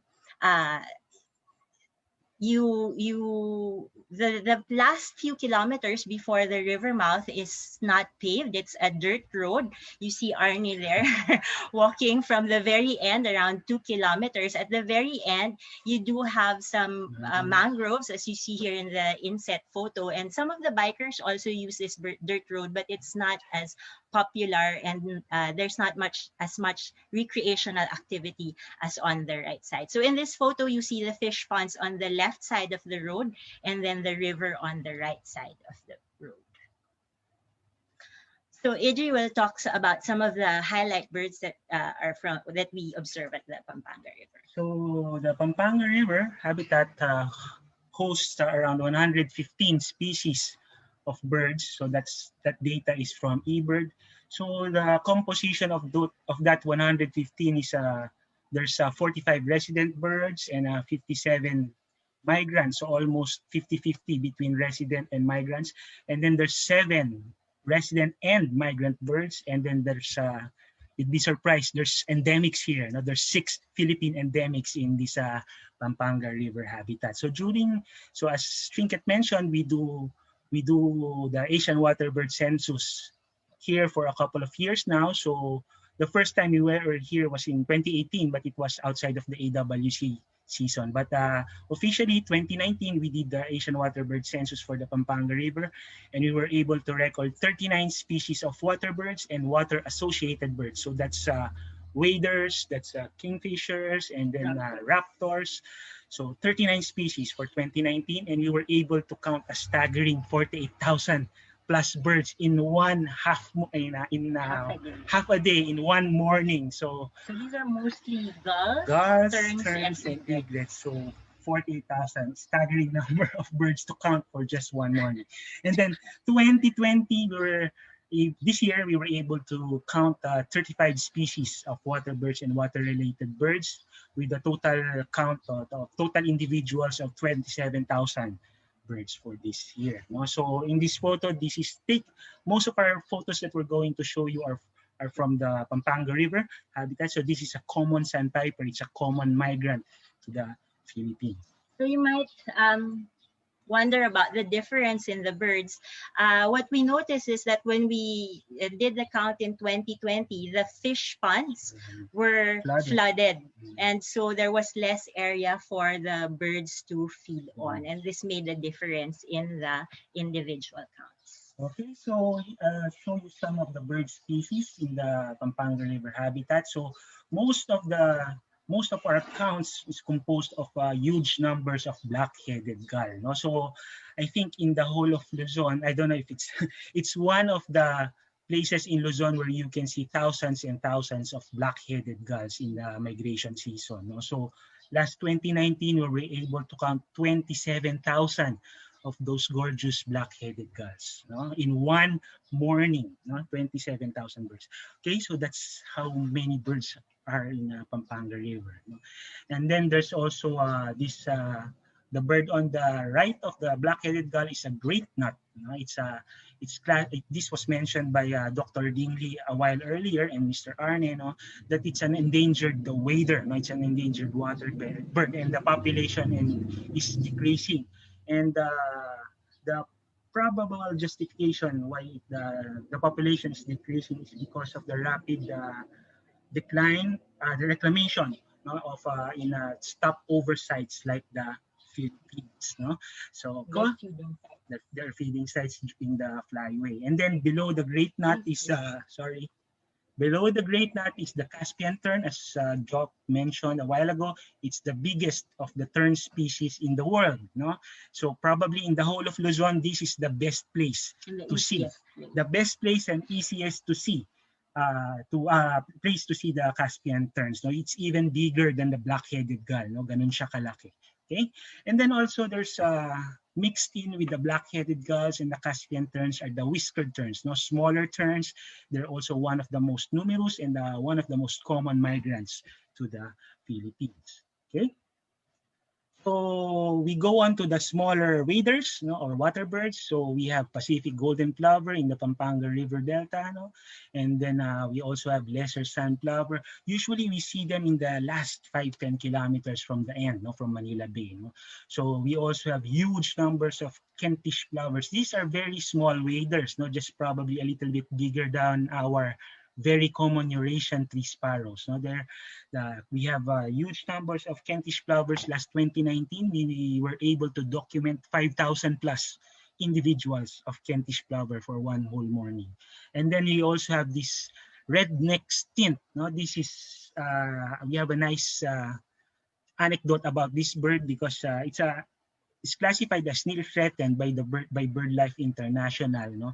So this small bird, probably bigger, a little bit bigger than our Eurasian tree sparrow, weighs a little bit more than matchbox. No?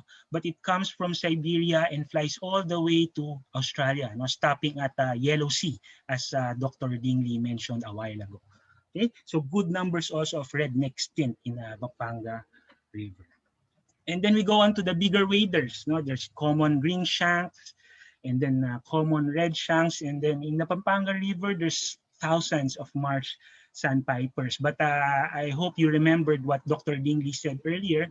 They're common, no? Common waterbirds, common waders, but their population is also decreasing. No? So it highlights the importance of our wetlands and our mudflats. And then we also have huge numbers of black-winged stilts. These are elegant, very delicate-looking, beautiful birds, especially if you see them in flight, flying synchronously across the Pampanga River.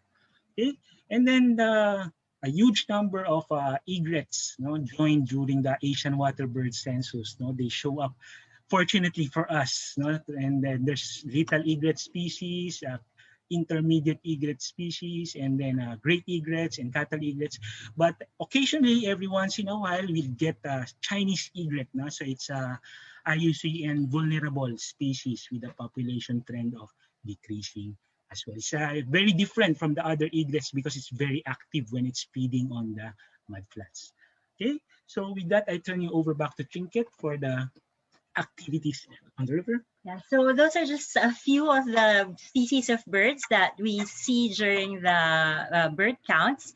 Just to give you an idea of the daily activities, human activities on the river, which might affect the behavior of the birds, I'm going to show you share with you a few of our photos. So often at low tide, you will see people like this, the locals. A few of them will come and harvest from the river, maybe shellfish and other invertebrates. So you see them approaching feeding the birds. And aside from the people, the dogs from town come and also walk on the riverbed during low tide. They take a look there. And as I had mentioned, there's very high motorboat traffic in the river. And of course, you also have, we also observe a few pollution, solid waste pollution like plastic So pollution. imagine counting those thousands of gulls or waders, and then a dog or a boat comes in, and they all And they start all flying out. Oh, we have to count again. So we don't really know exactly if these small-scale activities will affect the birds, but occasionally we do observe some species, like this is a great nut, again mentioned as being endangered. He was feeding with some waders, and we noticed that he had a bad leg. So this is from Pampanga River. Yes. From Pampanga. So this was in March, and we were wondering, we don't actually know what the injury resulted from, but he was quite active, but we don't know how this injury will affect its survivability. Actually, when we were watching this bird, we were wondering, oh, will this bird survive and make its own way back to its breeding grounds? We were quite worried about it. So when we get to talk to some of the children and also some of the adults, they do say that occasionally they would shoot at the birds with pellet guns and slingshots, and some of the adults would actually hunt especially the night herons for food. So there, aside from that, of course, again, the extensive fish ponds, as far as the eye can see, especially on the Masantol side, on the east bank, going all the way to Manila Bay and ever expanding. You will also see along the highway the floodgates for flood control. And then we often see development. We've seen a lot of development along the road parallel to the river. So there's a lot of development, and there's also been dredging, of course, that will make the water deeper, and that will negatively affect the feeding grounds of the waterbirds. When we were there a few weeks ago, there's actually it looks like there's going to be a new bridge being built across the river. So there's a lot of potential for this to be a birding site. Some of our friends go there, and really the highlights of birding here would be the huge numbers and the high concentration of waterbirds during migration season. And it's very interesting to see their behaviors. Occasionally, you might get a rare migrant, which sends some of the twitchers there, like the rarer gulls. A couple of years ago, there was a new gull. Sometimes there are these slaty-backed or black-backed gulls, which are not so commonly seen in the Philippines. But really, it's the high concentrations of birds. So I think Adrian mentioned this, almost 27,000 black-headed gulls and 13,000 black-headed gulls in the past couple of years. You will see them coming in from Manila Bay in the morning, and at low tide, they would perch at the exposed mud flats. So thousands and thousands of these gulls mixed in with those rarities maybe I mentioned earlier. And also a lot of these whiskered terns would also rest on the mud flats. And this was mentioned, I think, by Arnie also earlier. Some of the waders, sorry, there are no Kentish plovers in this photo, but there are lots of waders also. Here you see, together with the whiskered terns, some Pacific golden plovers. So you really see them congregating, especially at low tide on these mud flats to feed. And seeing them feed is a very amazing sight, because you will come to realize the importance of this habitat as a stopover. This part of the river with the exposed mud flats is a very important refueling stop for migratory birds, because the mud flats allow them to feed. The gas station. Yeah, it's like a refueling station midway in their flyway. And if you see this video, so you will see there's really this feeding frenzy. These are marsh sandpipers with some stilts and other birds, and you see them really for several hours. They're just feeding and feeding nonstop, and they're probably they feed on maybe shellfish and other invertebrates like polychaetes, and it's an amazing sight. And again, it emphasizes the importance of this as a staging area. So we'll end with a short video of more waders feeding. So these are red shanks joined by a few other waders. And again, you can see that feeding frenzy. So sometimes kids, yeah. So sometimes we show the kids who come up to us to ask us what we're doing. We show the birds to the kids through the scope, and of course from far away they just think these are the same bird, but they're amazed to look at the birds and see that they're all different and see them up close. I think there's a bit of that recorded in this video. If so you turn up your volume, you yeah, can hear some of you the will kids. you will hear some of the kids talking.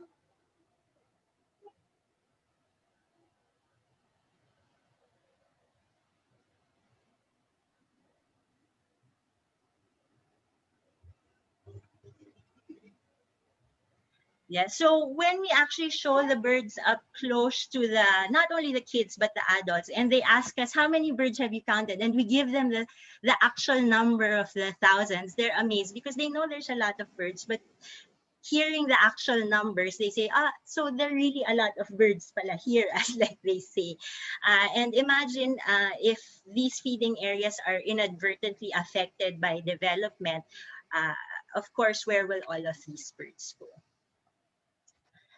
So that's all, a very short presentation from us. We'd like to thank the Wild Bird Club of the Philippines and Wetlands International for giving us an opportunity to share our experience with the Pampanga River. Yes, and we hope you are able to. It's a very accessible place. We hope you're able to visit there and see really the spectacle of migration. Thank you. Thank you. Thank you very, very much. That was an impressive presentation of the birds in Pampanga River. And thank you also for highlighting the importance of the habitats as feeding areas, as refueling areas for the birds, the migratory birds. They feed on shellfish, which are also important for the livelihoods of the people living there. So now we are close to noontime, but I beg your indulgence. We can extend for a few more minutes to address the questions that are raised here in the chat box. And while we also have our experts here, and I'm so pleased that Dr. Ding Li and others are willing to stay for a little bit longer to address your questions. So now I turn over the mic to Mike Liu, the president of the Wild Bird Club of the Philippines, who will moderate this open forum, this question and answer forum, and close the session. Maraming salamat po. Thank you very much. Thank you, Annadelle. We have a lot of questions, which shows the interest of the people for Manila Bay and other wetlands. Most of the questions were about the Bulacan Airport, but I'll start with the question for Ding Li. Can countries that are signatories to the Convention of Migratory Species be sanctioned for not keeping in terms of the terms of the convention, and what are the legal repercussions? That's a tough question, but I have a short answer and a bit of a long answer. So we have got all these international multilateral frameworks here. The challenge for implementing, our obligations to the framework for many countries, especially, is that there isn't a mechanism to penalize countries for not fulfilling some of these obligations. So even if, for example, if I'm say country A and I signed onto the Ramsar Convention, and I have not allocated resources, to let's say identify Ramsar sites or other kinds of obligations that I'm supposed to live up to, there is no way that you could be penalized. So of course, I think we are also mindful of the challenges that many of the countries, especially in the tropics, there are challenges to finding resources to implement conservation. So I think this so-called conservation leakage is one of the big challenges in the way countries interact at the multilateral level, whether in the Ramsar Convention or the CMS or CBD. Yeah. So yep, that's really my very short take on the workings on obligations of countries to international conventions. Yeah. However, I think there is an opportunity for the conventions to flag these issues to countries and to encourage them to do more. But by and large, as I understand, there's no teeth in that sense. Yeah, in penalties. Yeah. Okay, one more question. Most people think of conservation as forest conservation. How do we get them involved in wetland conservation, like to see wetland conservation as the same level as forest conservation? Mike, I think this is a really good point. I don't know who brought up this question, but I fully agree that we do have huge, I say, mismatches of interests in relation to people being interested in forest conservation versus wetland conservation. I don't feel that, I mean, based on what we have seen in the region, we know that there is increasing interest in wetlands over time. I mean, thanks to the efforts of the Ramsar Convention, big NGOs like Wetlands International, local NGOs and all that. But I think by and large in Southeast Asia, there's still a very strong prioritization on forest conservation. We find that a lot of the discourse or discussions on conservation, whether you are talking about Thailand or Malaysia or the Philippines or Indonesia, there's a lot of talk about forest conservation. So I think there is we basically need to up our game in promoting to the public the importance of wetlands. I think wetlands are also very misunderstood by people. A lot of people have particular perspectives of wetlands as swamps and places where there is little biodiversity, but we all know that this is not true. I think there's obviously a need for us to change the public's impression of wetlands, and that wetlands are not just smelly swamps. I think this is what I have observed across different parts of Asia. And I think the good news is that the science in the last couple of years, there's a lot of new science emerging on wetlands in the last couple of years, beginning to demonstrate that wetlands are important at many levels for biodiversity, for ecosystem service, but most of all, wetlands are really getting a lot of attention for their role in storing up carbon. So wetlands are obviously hugely important in our fight against global climate change. Of course, scientists know this very well, but the public needs to be better aware of it. And I guess this is a forum where all of us have a role to play to promote the value, the importance of wetlands to the wider public, and to change those misconceptions we have about wetlands in general. Yeah. Thank you, Ding Li. Thanks, Mike. Arnie, if the airport becomes operational or during the construction of the airport, the birds will be looking for other sites to go. Do we have plans for predicting or monitoring the spillover sites in order to be steps ahead of the creeping industrialization? The construction is probably, I can't remember the figures, going to take 5-6 years. You have to bring in 100,000 of cubic meters of filling materials, 3, 4, 5, 6 meters high, or one area of more than 2,000 hectares. It is difficult to predict what is going to happen, but the general answer I have seen is also by government officials. They can just fly somewhere else. I noted there was one example, they could just fly to Candaba. Apparently, the person who wrote that doesn't know that Candaba has been converted into agriculture, and that most of the species that you found in the airport are saltwater species. So they will not go to Candaba, that is a freshwater area. We know from the southern part of Metro Manila the municipality of Pasay, where you have the largest finalized reclamation, including the Mall of Asia area, that British people during the reclamation of the wetland counted enormous amounts of migratory shorebirds.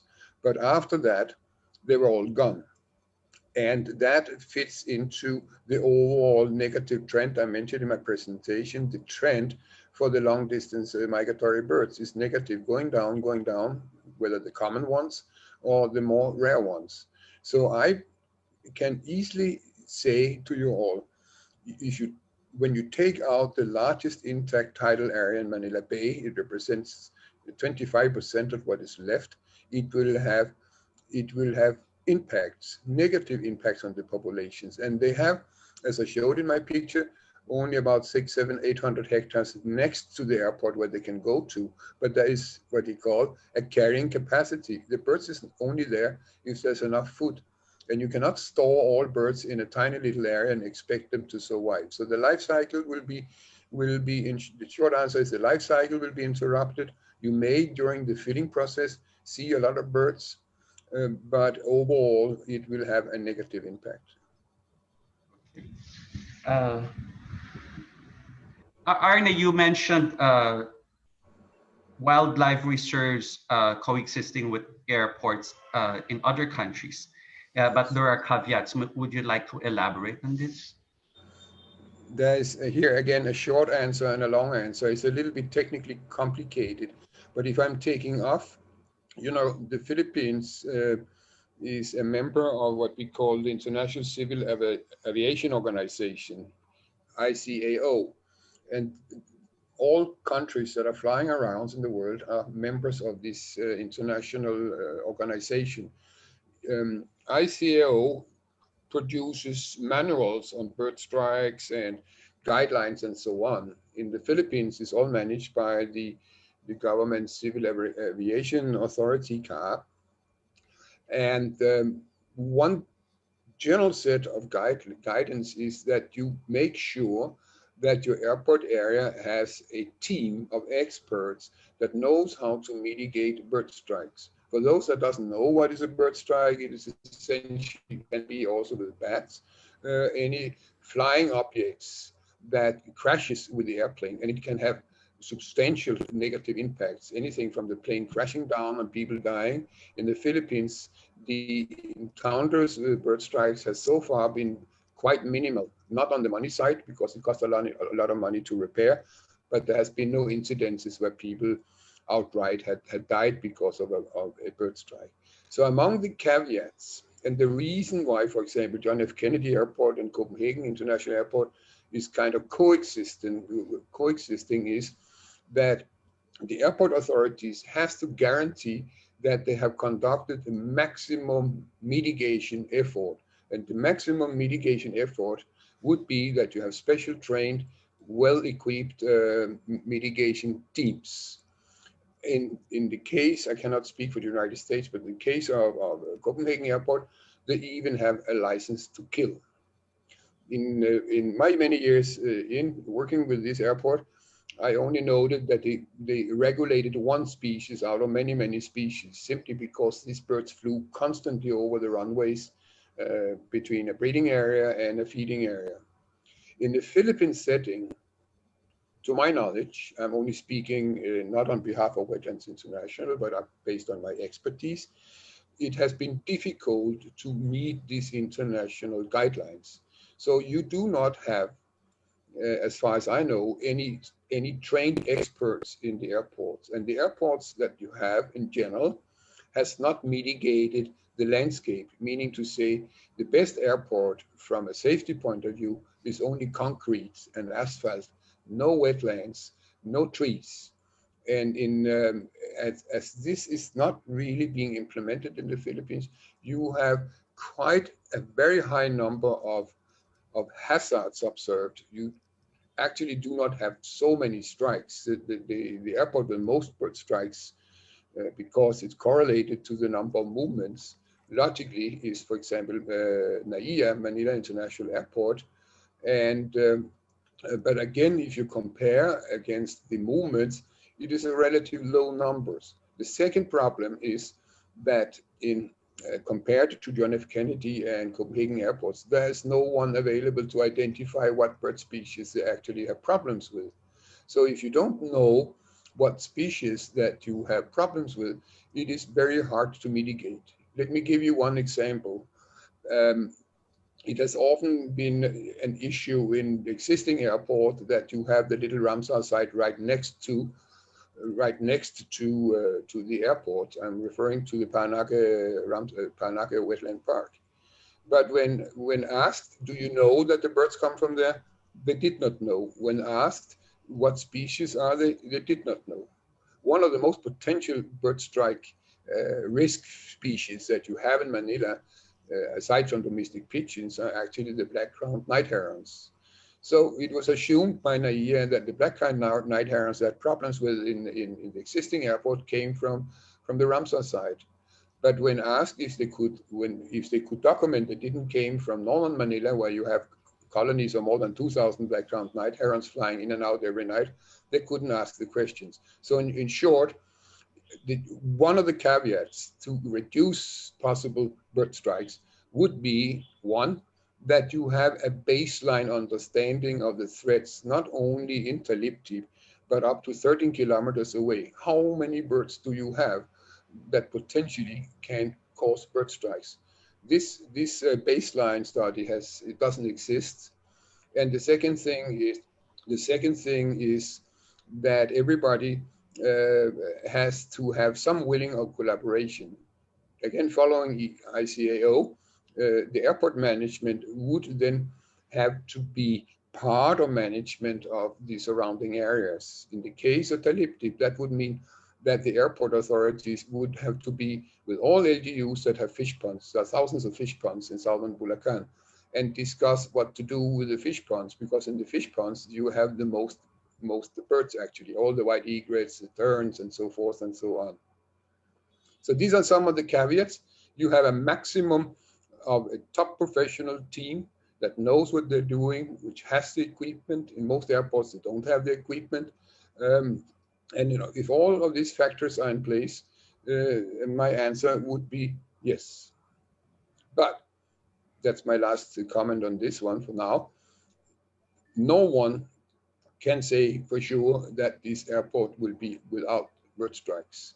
And the sheer location of it along a major flyway, I mentioned that there are 200,000 birds, as far as we know, during midwinter in Manila Bay. We have no clue or idea of how many transmigrant birds there are. Trinket and Adrian showed a little video. And I have also been up to Pampanga River and just seen in just one morning 13,000 Frenchie eating marsh sandpipers. So we know very, very little about this. And the end answer is it would probably be impossible to avoid bird strikes in Taliptip. So Arne answered the question regarding the safety implications for the aviation industry as well. For Sir Anson, the DNR leads in the Save Manila Bay movement. How do you view reclamation as saving part of Manila, as part of the Save Manila Bay movement?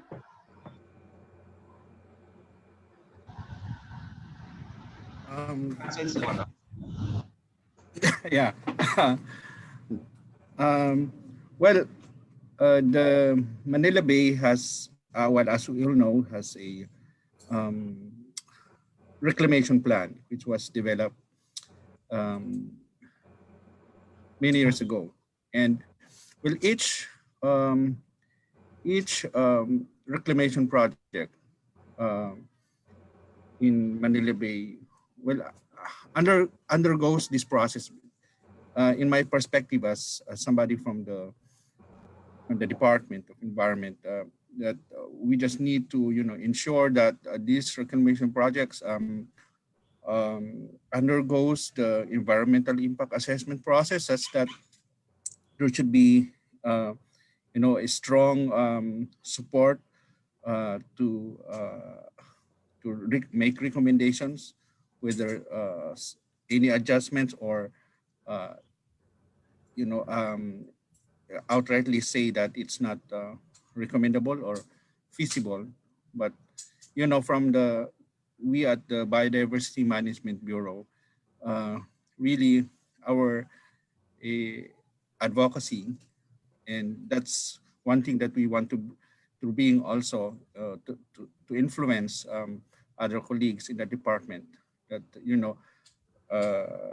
we are not really into reclamation projects, because as has been said many times, it has wide impact in the marine ecosystem. So I think that's our take. Okay. Sir Anson, you're with the BMB, which keeps all the data for these water birds in the whole Philippines, right? Yes, yes. But it's the EMB that issues the EIAs and the ECCs. Yes, but there's a process within the department that this data should be used or accessed by environmental impact assessment reviewers. They should use this data, our bird data, so that they can evaluate properly as to the impacts of any projects in the Manila Bay area. But unfortunately, in the past we have experienced some lapses in proper coordination and in the use of this data, so that such project or any environmental impact assessment can really see how these projects are affecting our biological resources in the bay. And so we have, as part on the part of the BMB, we have been running, trying to catch up with the EMB process, the EIA process in the EMB, so to ensure that our data on water birds are considered in the environmental impact assessment process. Because, for example, the EIA for silver tides for the Bulacan Airport states that the birds there are of least concern, and even just last week, last Friday, for the Navotas reclamation, the EIA, environmental impact states that the birds there are also of least concern, when in fact Navotas is like one of the strongholds for the Chinese egrets in Manila Bay. How do you think the BMEB and the EMB can work together to share this data and to influence all these policies? Well, for this particular case, as I mentioned, we convened the other day with Arnie Jensen, and our director has standing instruction for the concern unit of our bureau to call out the attention of the Environmental Management Bureau and set up a meeting or technical conference to correct that view which was cited in the environmental impact study. We just got hold of the EIA document, and we are in the process of reviewing it and to provide a formal recommendation and any comments on the contents of that environmental impact document. Okay, thank you very much. For the citizen scientists, Adri, Trinket, and Job, how can we support LGUs that protect birds? Maybe you can. First, right? How can we support LGUs that protect birds? Well, we encourage them to save the habitats where the birds are located. No? So one very good example will be the Balanga Wetland Park, which is one of the projects in collaboration with the Wild Bird Club of the Philippines. No? So we, in the Balanga Wetland Park, they're earning from the wetlands by just by saving the birds. They are earning from tourism. So maybe we can provide them with incentives, or maybe tax. Not us. Not us, no, but the government maybe can provide like na mga, what do you call that? Na mabawasan yung mga tax nila, or just probably by earning a lot from the tourism, or promoting more of these sites so that people will know about it, so people will go to these sites. On smaller scale, I think it's also very important that when we're there, that we really engage in the community so that they see what we're doing and they're aware also of what we're doing. And we're not strangers who are there just collecting data that will go against them. If we engage them in our case, in bird watching and show them the birds, they have this appreciation, like the video we showed of the kids earlier, and even an LGU official who joined us, who asked us in for coffee one morning. Small conversations like this, I think, make a very big difference. So, yeah, I agree with AJ and Trinket. To support, we want to encourage local government units to establish their own protected areas. It may not be under the umbrella of the NIPAS Act, but they can declare through local ordinances. I see Jason from Bangkong Malapad there, who's doing excellent work with Bangkong Malapad. So to encourage them to protect key areas in their own municipalities, aside from making ordinances, local ordinances, they can also deputize their own wardens to protect those areas, to allocate local government funds to protect those areas. So yeah, yeah. One more question for Sir Anson. The DNR leads the Safe Manila Bay movement. Is there a specific division dedicated for this, and how do we help them as ordinary citizens? How do we help the Safe Manila Bay movement? Well, in the department, there is the Manila Bay office, which yes, Manila Bay office, development office, which spearheads the regulating the development activities in the Manila Bay. So yeah, anyone who wishes to raise their concern, they can reach out with that office in the department. At the level of the Biodiversity Management Bureau, we have also a focal unit, the Coastal Marine Environment, Coastal Marine Ecosystems Division of the BMB, which provide technical support to the Manila Bay office in terms of assessing feasibilities and environmental considerations to developmental projects in the Bay. Right. Okay, thank you. There's a question: why did San Miguel Corporation chose to reclaim Manila Bay mudflats for the airport? I'll answer this: because they think mudflats are wastelands and it's cheaper. There's lesser people to pay off. For Arnie, is it possible to plant or create new wetland habitats for migratory birds around the new airport? Wetlands International Philippines has done an incredible job in promoting what we call building the nature, green solutions to restoration. And I know that there's an ongoing dialogue to get the LGUs and hopefully also SMC aware that there are options to restore some wetlands. In general, you will see it is the best strategy to keep what you have, but you have so little left in Manila Bay.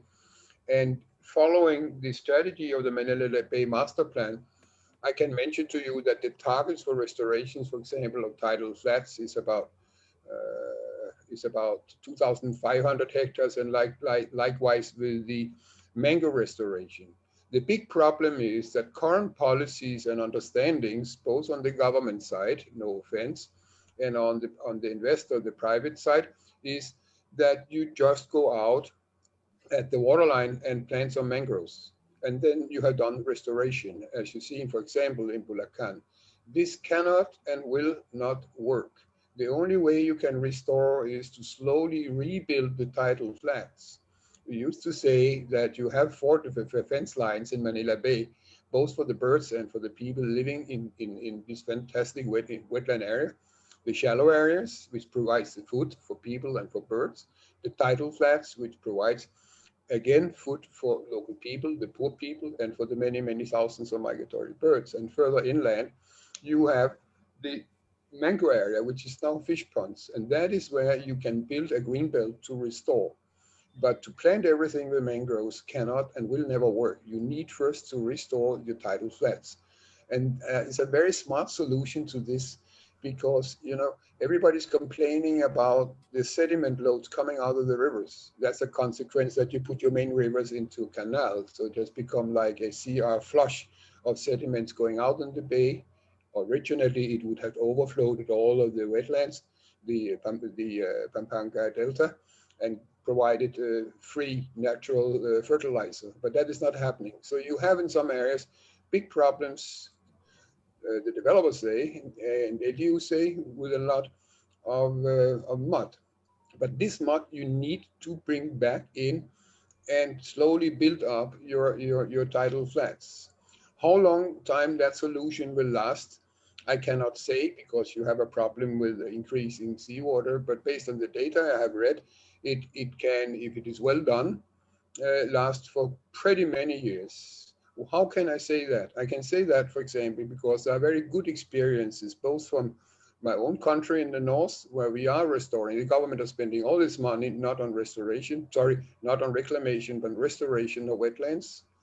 And in the case of Wetlands International, Ms. Anadel can explain more, there is a gigantic effort in Indonesia and Java, where Wetlands International are helping the local governments in restoring huge areas back, both with shallow areas and with mangroves. But it is currently not understood, as far as I understand what I read, by the SMC, and neither is it kind of recognized yet in the different bureaus of the DNR. So there's a need for more dialogue and encouragement, and we hope that we can have very good dialogues, not least, for example, with Department of Public Works and Highways, because they are the one also being a main player here, because they have the mandate to flood control. And the way they do flood control is mostly very anti-birds. The department doesn't seem to have much knowledge about how you do nature-based mitigation of floods. It's all mostly, you know, concrete solutions. Thank you. One more question for, let's ask Ding Li to answer this. Have you identified invasive plants or animals that affect the migratory bird species? That's a really good question. In the Flyway, I think one of the best examples comes from Northeast China and Korea. Some of us might be aware that there is a plant, an invasive North American salt marsh grass that has invaded quite a substantial extent of the coastal mudflats of China and Korea. So the problem basically the problem with these invasive species is that when these grass take over the mudflat, it reduces substantially the amount of open mudflat that migratory birds need to feed. At the same time, it also ousts a native species of reed, the Phragmites australis, which is used by other native birds, passerines and all that. So there are indeed some really good examples of invasive species that are endangering the habitats of our migratory birds.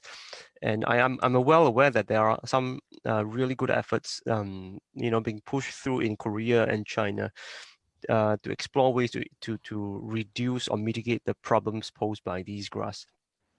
I'm not so aware of animals and how they may affect migratory birds, but I'm aware that at least in tropical Asia, there are invasive species are widely embedded in the ecosystems of many of the Southeast Asian countries. You find that in the Philippines, in the Malaysia, in Thailand. You've got invasive fish, many kinds of invasive fish, tilapia, for example, that was pointed out by Job. So we know that invasive species are present and multiplying quickly in our ecosystems, but we still don't really have that knowledge of how they are impacting our migratory birds per se. But at least for the example that we have from Korea and China, we know that there is some of these invasive species that are a problem, and there are efforts ongoing to tackle them, at a very large scale. Thanks, Mike. Thank you very much to all the speakers and to all the participants watching us here on Zoom and on Facebook Live. I think we need to create another webinar just for the Bulacan Airport. Thank you. So I'll turn you back again to Ms. Annadel of Wetlands International. Thank you, Mike. Yes, I would like to thank our speakers for giving us a very comprehensive, impressive overview of the challenges in the migratory pathway here in the East Asian Flyway, and the great opportunities that we have in Manila Bay, in Pampanga, in Bulacan, as well as in Naujan Lake.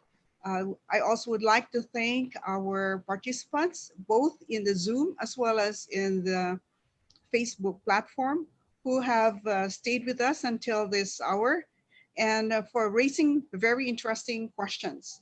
And I would like to thank also our friends behind the scenes, who without them will not make this webinar successful and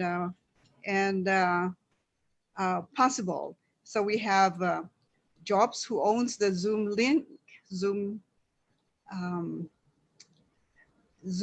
account. We have Riza, our communications officer, and our program assistant, Shin, who also is so creative to make the poster. So without, I hope that everyone had a great time, and I wish you a great day ahead. Thank you very much. Mabuhay. Maraming salamat po. Bye for now. Bye. Can we have a group shot first? If everybody could turn on their videos. Thank you.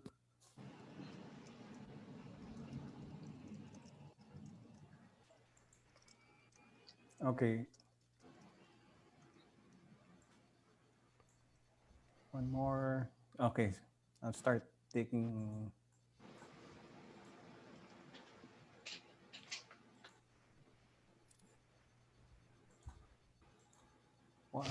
One more.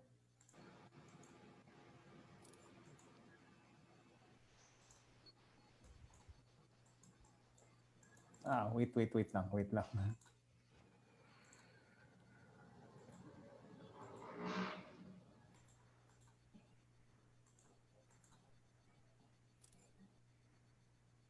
Wait. Kakainis to. Thank you. Thank you.